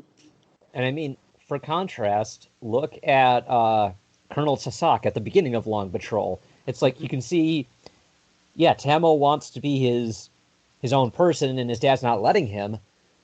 But then look at his siblings, and they're more interested in being farmers. And it's like I would take them back over Scarum. Come back. I would take what was the hair in the Long Patrol that like it took him like where he was the one that was kind of out of control half the time? Trowbags? Trowbags, yeah. I like Trowbags. Yeah, I miss Trowbags, but it's like he was portrayed at least as like, okay, he's this young, he's a soldier that was conscripted in way younger than he probably should have been, and they point that out about all of them. Yeah. And he had his good moments too, but like he worked perfectly in that situation where he even tries to, showcase himself in battle and pays for it. He gets hurt, and they say to him like, "What are we going to do with you? Like, you need to learn this is not a game. Mm-hmm. This is war." Like and I don't think we saw him after that, but like, I feel like Trowbags would have learned after that. And he even had his good moments where he was trying to be helpful. Like when, when the elder, I think it was Shangle Widepad, where he hurts his foot and Trowbags immediately starts, propping it up and helping him. Yep. He cared about people. I think the problem can be put down as succinctly as this. Mm-hmm. The hairs that we're talking about, that it's like, yeah, they had their problems. Those characters had empathy. Scarum has absolutely no empathy whatsoever. He doesn't care about anybody except himself. Yes. That's exactly it. This is about as close to a sociopathic hair as we're going to get. He and Kurta would be great friends. Perhaps. Yep. If she didn't want to cut off his ears for him being annoying. Yes. Yep. So, God, I think we've spent a lot of this show complaining about Scarum, which, to be fair, it's completely warranted. I was going to say, I'm not sorry. Yeah. I would say sorry, not sorry, but no, I have absolutely no sorries to give. Yeah. Plumb out of sorries. Yeah. So they go to land and Zagax tries to stick up for Scarum to a degree, but even at some point he's like, "You make me ashamed to be your friend." Yeah. At that line, Scarum should have shaped up. Like, when your best friend says that he's ashamed to know you, you've done something bad. Yeah. And so they come across a small little home filled with dead sea rats, so that's creepy. It is. And they find bamboo, which I don't think we've seen that in this series. I don't believe we have either. Yeah, so that's kind of neat. Like, I always like when we have these little one-off things of stuff that you don't normally see. And speaking, though, however, now we go back to things we have seen with plenty of lizards. Lizards. Why did it have to be lizards? That's what I wrote in my notes. Yes, and of course Scarum does another dumb thing here, too. Oh, yeah. So they managed to run for it, and then Scarum's like, "Ha! We're beating you! Ha ha! You're not going to beat us! Oh God, there's a billion of you." He actually says, "Stand up and fight, you cowards!" And they're like, "Okay." This is literally the "you and what army" moment. Yes. Yeah, and so they run away, and that accomplished nothing. But okay, they did find like a little thing with little symbols. Mm-hmm. But I ended my notes for this chapter saying, maybe we'll get more with Triss in the next chapter. And the next chapter immediately kicks off with pirates. And it's like, okay, Triss, you need to make a complaint. Yes. You and Wrath should start a union for underutilized main characters. Indeed. But I do love Plug Firetail. I think he may be my favorite villain, actually. He's just up there, so ridiculous. Top 3 in my eyes. I'm not sure who the other 2 are, but I'm not quite sure if he's my favorite. Because I think there are some other villains that are more villainous, but they just have a presence about them. Yeah. Mm-hmm. I like the style of him and that he wears his coat kind of like a cape. I'm always a fan when characters do that. You know, his character art, he's like a character out of an indie game. High collar? Check. Wide open lapels? Check. Massive sleeve cuffs? Check. Battle axe? Check. Yep. And I'm always a fan when we get like battle axes and stuff, as we don't see those very often. Indeed. Yep. We then get our new running gag, which this part I wasn't really a big fan of, which is Grubbage, his second in command who has no ears. So the joke every 5 seconds is, oh, he doesn't hear people or hears them wrong. That made me uncomfortable. Like, I don't know enough about the deaf community to know how they would feel about this, but I'm really curious if there's any deaf Redwall fans in the forums or anything that have thoughts on this, because I'm just like, I can actually speak to some extent on this, not with super authority, but my mother is actually rather deeply involved with learning sign language and learning about the deaf community. Okay. And there's a difference between being deaf and being hard of hearing. This is a character who's hard of hearing. So I don't know if the deaf community would be necessarily offended by it, because I don't think it's meant to be in a mocking tone. It's more like a, haha, look at this. This is kind of silly.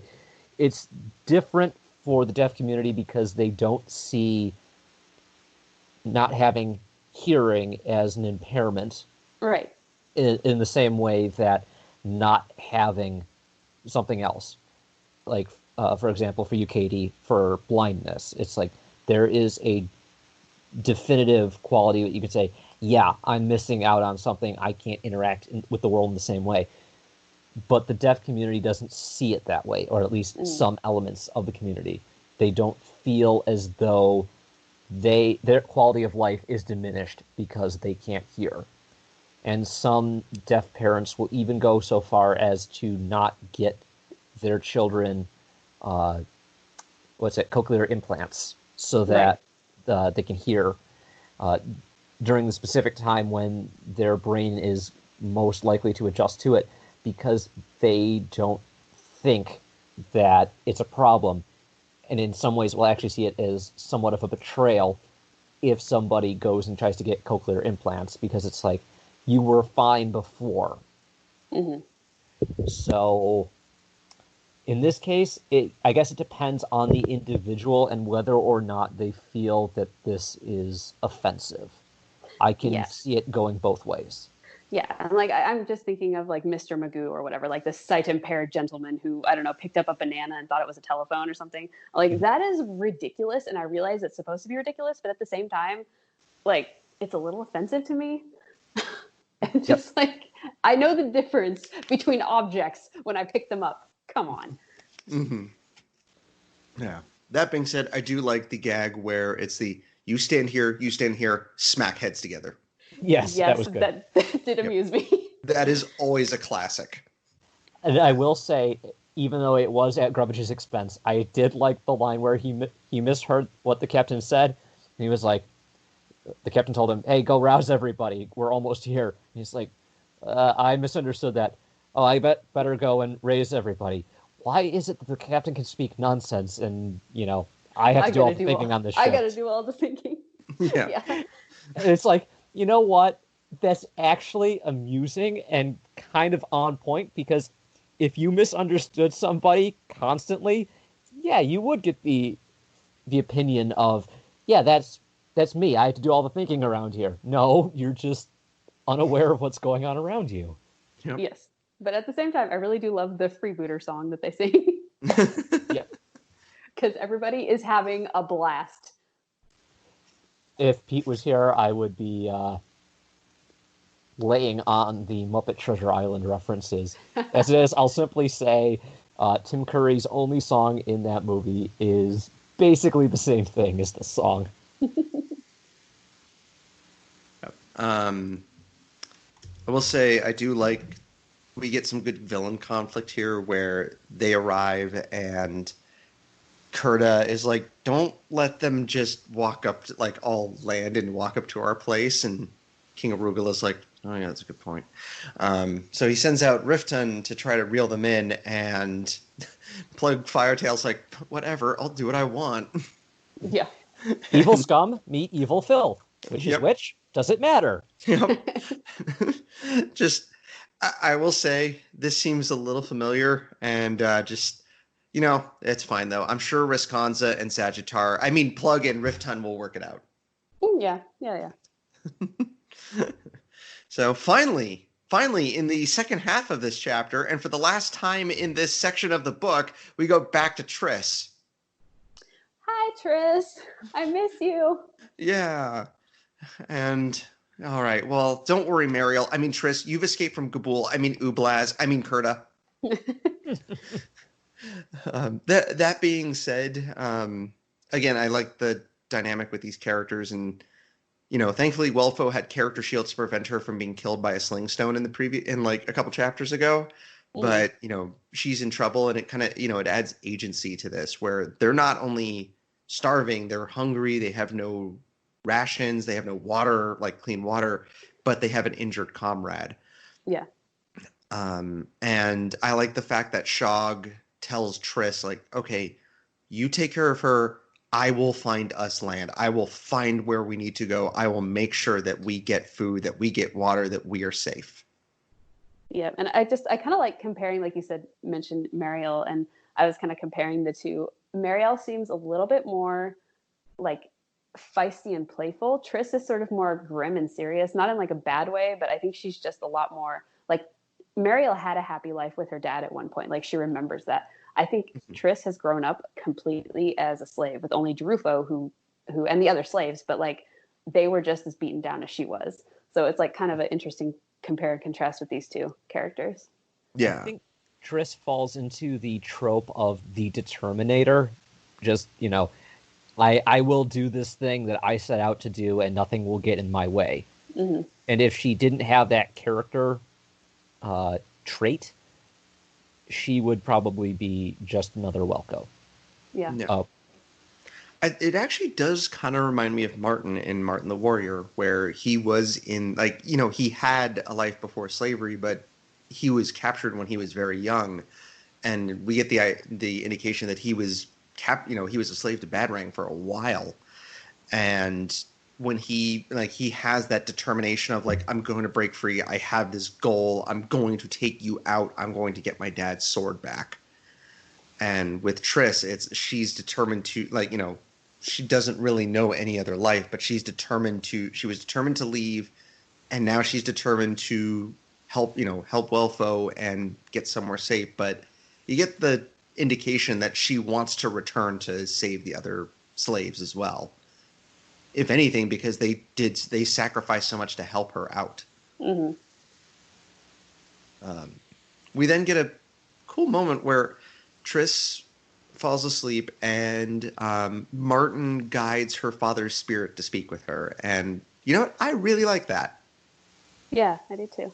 Yeah, I'm a big fan of this type of kind of like mysticism where like people find ways to speak with like spirits through different ways like this. And I think this is a really neat thing that Martin can do. Like, hey, I'm going to make sure you can say goodbye to your dad and your dad can give you advice. And now I'm going to help guide you. Yeah. Although I can picture mom just standing there like, I don't get to talk to my kid. Okay. Yeah, that is true. Yeah. Sorry, I only paid enough for the afterlife insurance for one of these things. So Yeah. one of us gets a 5-minute, chat, and that's about it. Yep. Please insert coins to speak further. Yeah, and it was nice to have Triss back in the story, and I look forward to not seeing her again in the next 2 chapters. So we do learn her full name, though. Triskar. Yep. I think that's kind of cool sounding too. And but we also learn what the mysterious symbols are. Yes, they are symbols from the House of Arugula. Riftguard. Riftguard, that too. Yes, which is better than Bladegirt, I will say. Though not as cool as Terramort. Right. Which is honestly probably one of the best evil names in the entire series. I kind of liked Katir too, but... Yeah. But the symbols are RHOR, Royal House of Riftguard. Yeah. Yep. I can talk. I can English. Yes. That's and think I do.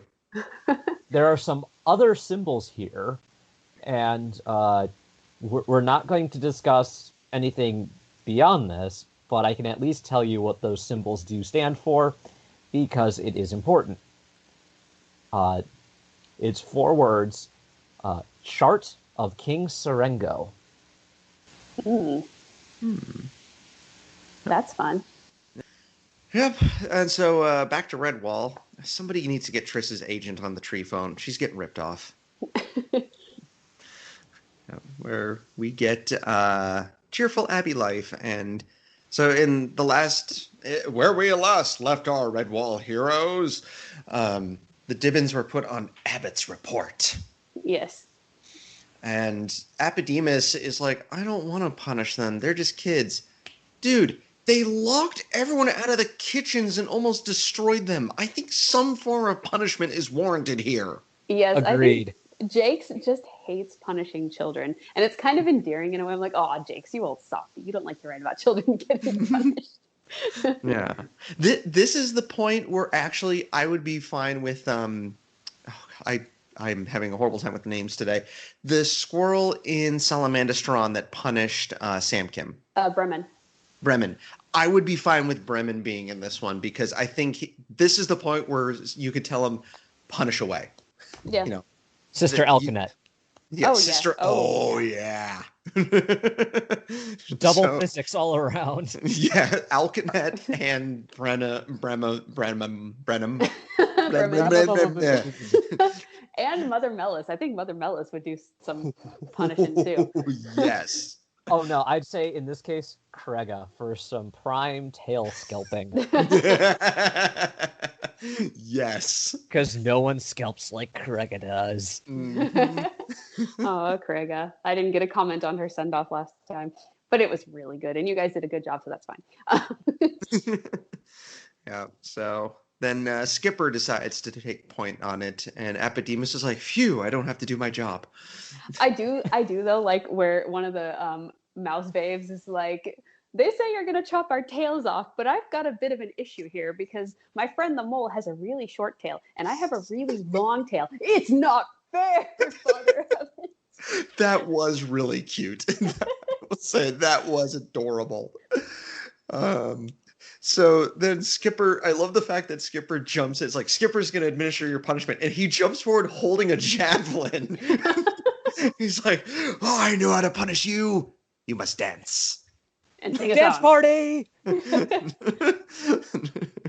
So yeah, the Dibbins get off with absolutely no punishment. No wonder why they think they've formed their group and think they can get away with anything, because they can. They can, yep.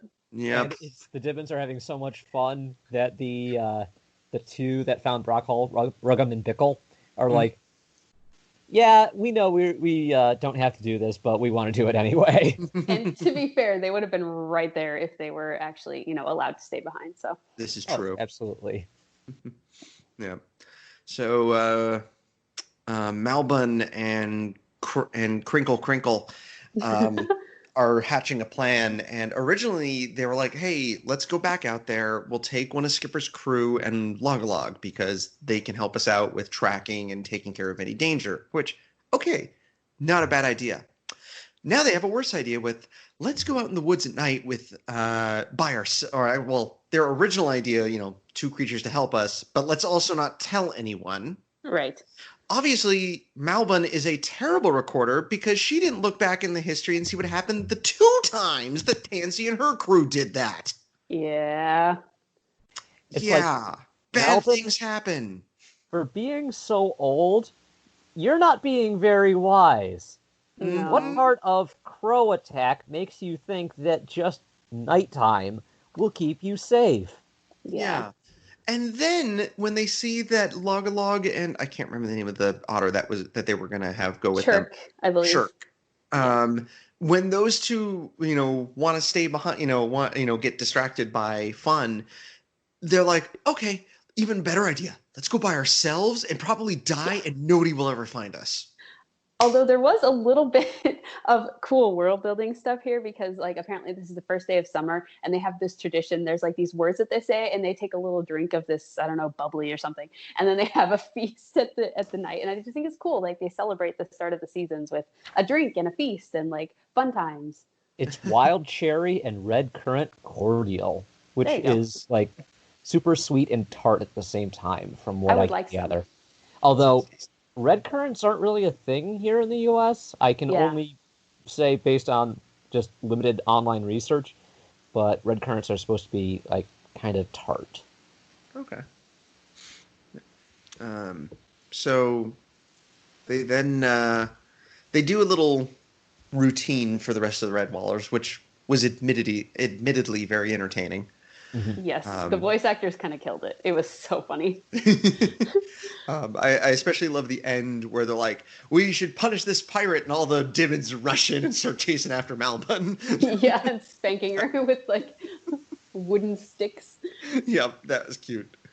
So then they sneak off, and oh my god, I never saw this coming. They get into trouble.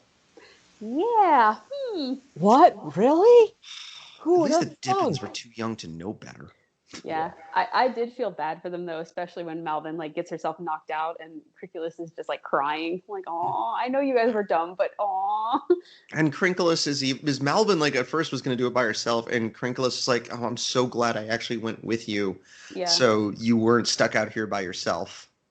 Yes, but there was a mysterious sliding and rustling and this nasty smell and scary things happening.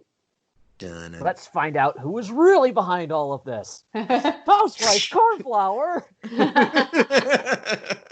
Leave the Abbey! Death awaits outside! Leave the Abbey, but don't go outside. Yes. Stay in the Abbey, death to all who go outside. I'm sure that's nothing. Don't go. That's a really big message. I don't know if I really understand that. Stay here. Nope, still going.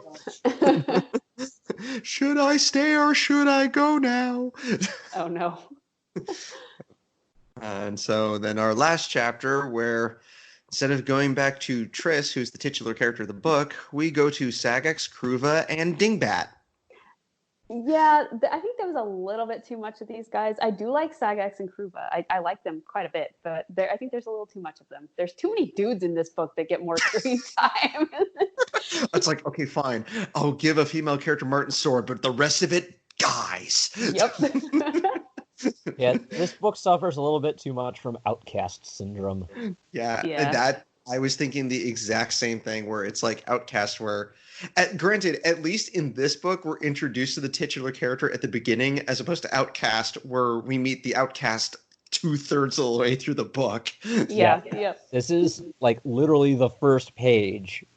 Mm-hmm. So it's like, I can't exactly fault him for that. But at No. the same time, it's like the amount of time spent with the titular character is small. I would say this is kind of like the Salamandastron problem, where that Salamandastron was a good book, but a large portion of it takes place not at Salamandastron. Mm-hmm. So this kind of reminds me of that issue. I think a better title would have been something along the lines of, referencing the fact that they're runaways. Like, Season of Runaways sounds a whole heck of a lot better for the title of the whole story, not just the first book. Yep, I agree with that. And again, I don't remember large portions of this book, so I'm hoping that in book 2 we get way more time with Triss. We shall have to see. But Yep. meanwhile, we have these bros broing around. So on the plus side, we see that Sagax is learning from this experience and that he does feel a little guilty about running away, but also feels like his dad let him. And he's and he thinks like, okay, I will be going back and I think I can eventually I will be able to become a good Badger Lord. But for right now, I want to get the most out of this adventure that I can. Mm-hmm. And you know what? It shows that he's actually maturing a little bit. It hasn't been that long, but he is making sure he gets what he can out of this experience, and I like that. And then suddenly, out of nowhere, Hom! Yep. Slippo the Seal. I love that name. Well, not exactly, doesn't say Hom for all intents and purposes. It's a seal, so Yeah. Indeed. Hom. Yep. That was my initial reaction as well. Yep. So we meet Slippo and Rara. Rora? I think it's Ruro. Yeah, Rora or something like that. I don't know. It's like the name Laura, but with an R instead of an L at the beginning. Rora, yep. I get confused with Ruro from the squirrel from Lord Brocktree. But anyway. Yep. Oh yeah. Which she's a kind older otter. Kindish. And I'm sorry, what was her last name? I forgot. Was it Shellhound? Yep, it's Shellrud. Shellrud. Okay, I was like, is it Shellhound? Because that could be a connection to Hyrule. But never mind. Or maybe well, let's see. Let me just double check. Let's see. No, I think you're right. Yeah, I'm going off Pete's It's list here. Shellrud. I just saw it. Shellrud. Okay. Yep. So yeah. Darn, it'd been cooler if it was Shellhound. Anyway. But yeah, so then she is like, hey, there's a storm coming and your hair's a dingus. And they're like, yeah, he is. That's our Scarum. Want to take him? Yeah. And she goes like, here, I'll take you to my home and feed you some awesome sounding food. And I love these little creative hidden homes that some of these like hermit characters have. Yeah. Where hers is like hidden beneath the way, like, in this cave that's behind these waves and everything. I think that's really cool. And she serves them soup, and Kruv is like, you got any hot pepper?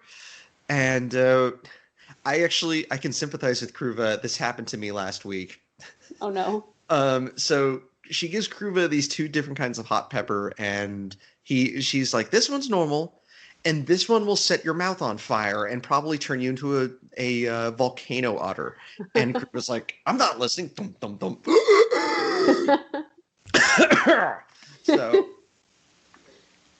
But he does say, that's some prime good pepper. Yep.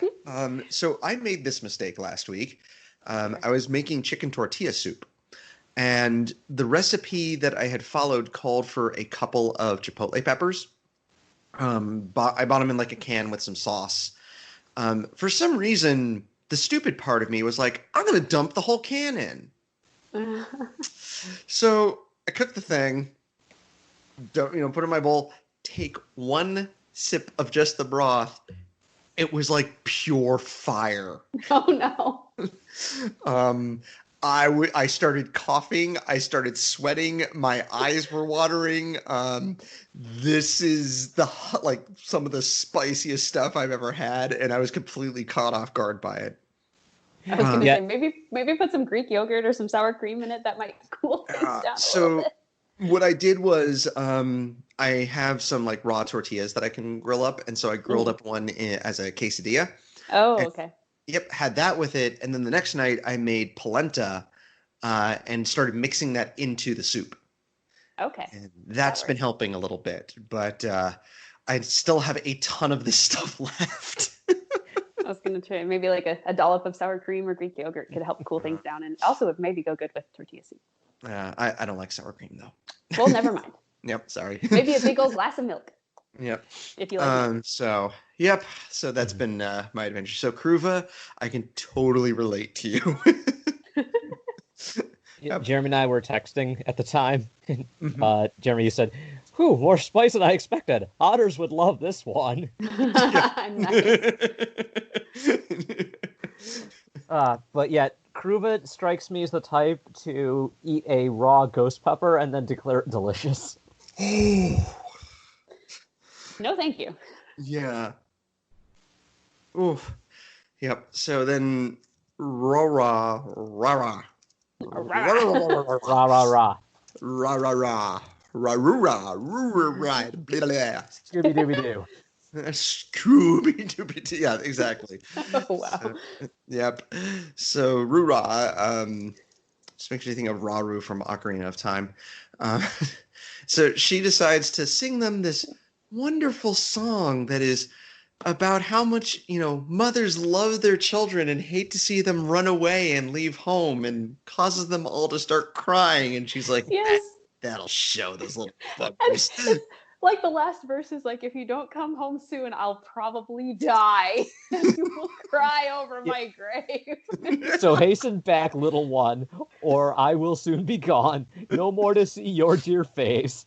But I know I'll feel your tears fall one by one on the flowers or my resting place. Man, that is dark.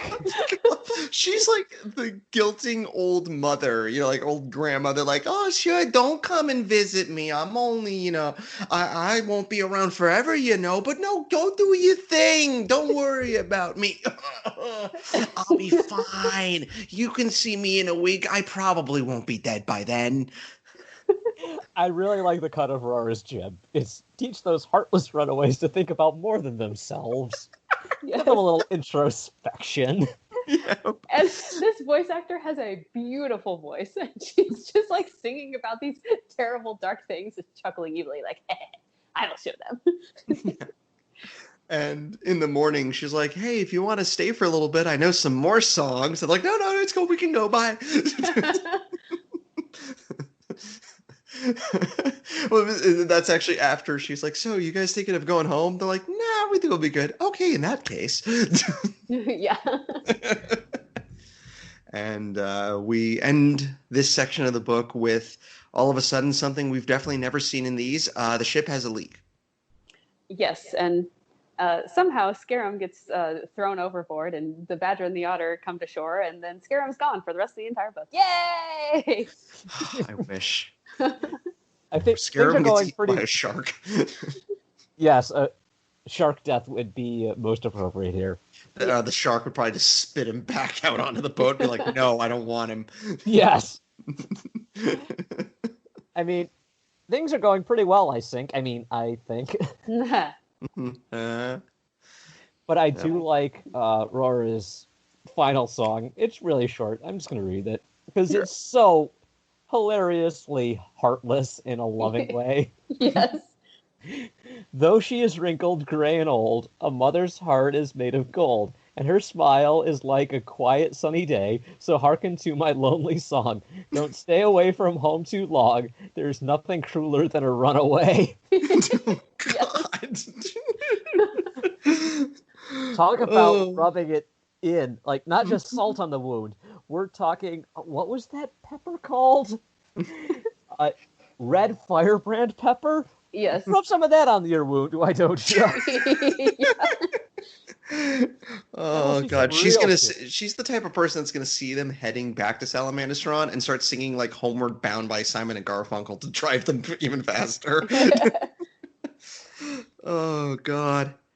So yeah. So that's the end of this section of the book. That clears book one of Everybody But Triss. Yeah.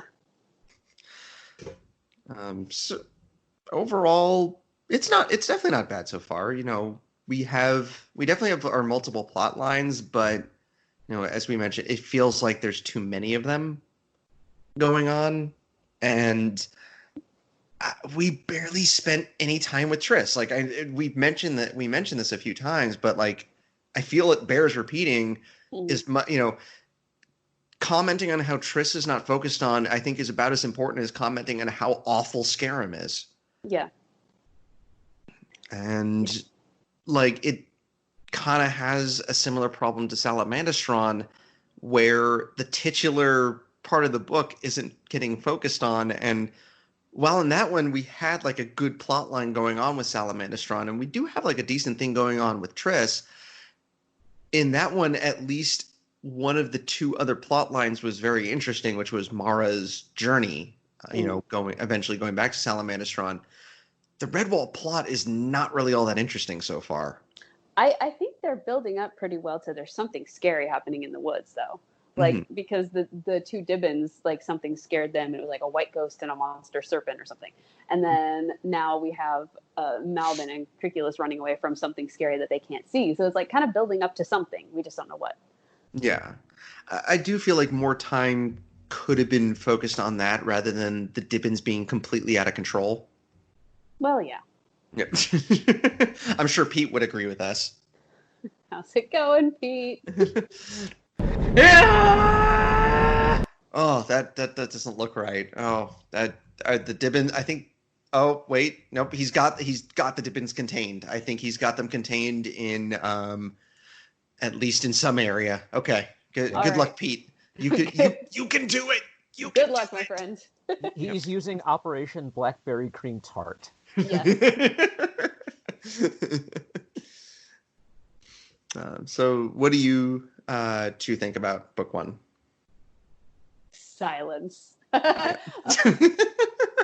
will go, and then because Matthias and I believe, are trying to out-polite each other. But so I think this is a decent story. Like, I do enjoy the story, but like, I mean, what sells it for me and what makes this one of my dearest, most favorite ones is the audiobook, which I've gushed about at length, but it's just fantastic. And I love it. I love like all the audiobooks coming up, even if the story, like, I have issues with, I just love to listen to these people act and get into the characters and sing fun songs, and Jake's having the best time narrating. It's just really fun. Agreed. It's been a very long time since I listened to the audiobook version, but I still remember a lot of the songs. They're just very memorable. I see some of the lyrics and it's like my brain instantly goes back right to what the melody was. It's just like, Yeah. I'm not brainwashed. I don't have a problem. But yeah,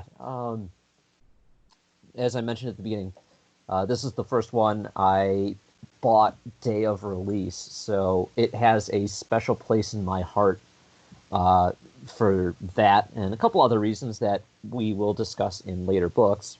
But while definitely not perfect in retrospect, there definitely is some really good adventure to be had here. And I think Brian does a really good job subverting our expectations of what his formula is. Some of the stuff is very formulaic, but some of it is just enough different that it's like, wait, what? I wasn't completely expecting that. Or I was expecting that, but that came in a different form than I was expecting. So is this your... I can't remember, Matthias. Did you say that this was your favorite or like one of your favorites? I can't remember what everyone's favorite book is. My favorite is Rackety Town. Okay. Yeah, that's a really good one. So this is still pretty high up there. I'd say this is in my top 10. Okay. Mostly because I really liked, as a kid, the kind of secret code element that was in there. Oh, yeah. But I shall get more into that on a future episode. No spoilers. Spoilers. Yeah, we're definitely heading into the territory of books. We're currently in the territory of books I've read but don't remember very well. I think Tagarung was the last one where I clearly remember the majority of the book. I know there was a couple things I forgot about it. But with this one, I completely forgot about this entire section here. Most of the stuff I remember from this book is actually very late in it. Like final battles sort of stuff. And like I said, I know of I do remember a specific character dying near the end and things like that. Which breaks your heart into pieces. Yes. Knowing which character that is makes me sad. At the moment I'm choosing to believe it could be Scarum. So that would make me happy though. Yeah, and I gotta say, when I first read this, Scarum annoyed me, but just like now that I'm older and wiser, it's so much more annoying. Yeah, and I totally forgot about Scarum and how terrible he was. And so in retrospect, okay, Fleet Scut, you're not as bad as I thought. Yes! It took me 15 books, but I'm finally starting to admit that I'm not that bad. That's how you know that Scarum's a terrible character. Jeremy repressed the memory. This is true. So, yeah, and I do like some of the characters so far. Like, I'm interested to see where Triss's story goes. I think Sagax could be, is going to be a very fun, interesting character. I like Kruva so far. I really like Shog. Mm-hmm. I want to see more with Welfo. Like we said, she is a little whiny at the time, but it's very much understandable. And so I would like to see her character now that they're in the open. Like I want to see how she, if she's going to act differently and things like that. Of the Redwallers, Skipper's like the only one that's really making a good impression with me right now. Like I said, when I restarted this one, this is also the point where I'm forgetting names because, I mean, Friar Gooch, Apodemus, and Girdle Sprink. But yeah, no, I am looking. That being said, I did enjoy for the most part this section of the book, and I'm looking forward to seeing where the story is going. And I would like at least a couple of the subplots to merge so we can get less jumping back and forth. Indeed. Mm-hmm. I'm gonna go read book 2 while I make some ramen. Ooh, I love ramen. It's actually good ramen. It's not like the very cheap store-bought, like not good quality ramen. It's actually good quality ramen. Anyway, sorry, tangent. But the cheap stuff tastes like college. It does taste like college. However, I don't want to go back to my college memories right now. Touche. Whenever I think of the instant ramen, I just think of an old web comic that said, what about Top Ramen? Dude, Top Ramen has the nutritional value of cardboard. Hey, I'll have you know cardboard can be very tasty if prepared correctly. So, yep, next time we are going to cover Triss Book 2, which is Of Serpents and Paradoxes. Time Paradox! But until then, you can find us online at recorderonthewall.com. We are on iTunes Podcasts or Apple Podcasts, whatever the heck it's called, Google Play Podcasts. We are on Spotify. You can go online and check out information where we are featured on the official Redwall forums, on the Eulalia subreddit. We have a Twitter account at ROTWpod, which is also our Gmail account, rotwpod@gmail.com. And I don't know why I'm saying it like that. I was gonna say, have you turned into a sports announcer or something? So, feel free to send us an email, send us a tweet, leave a review, or leave a rating on any of the podcast services. And until next time, I'm Jeremy. I'm Katie. I'm Matthias. And take care, everyone, and we will see you again. You will hear us again. I don't think we'll see you. Goodbye.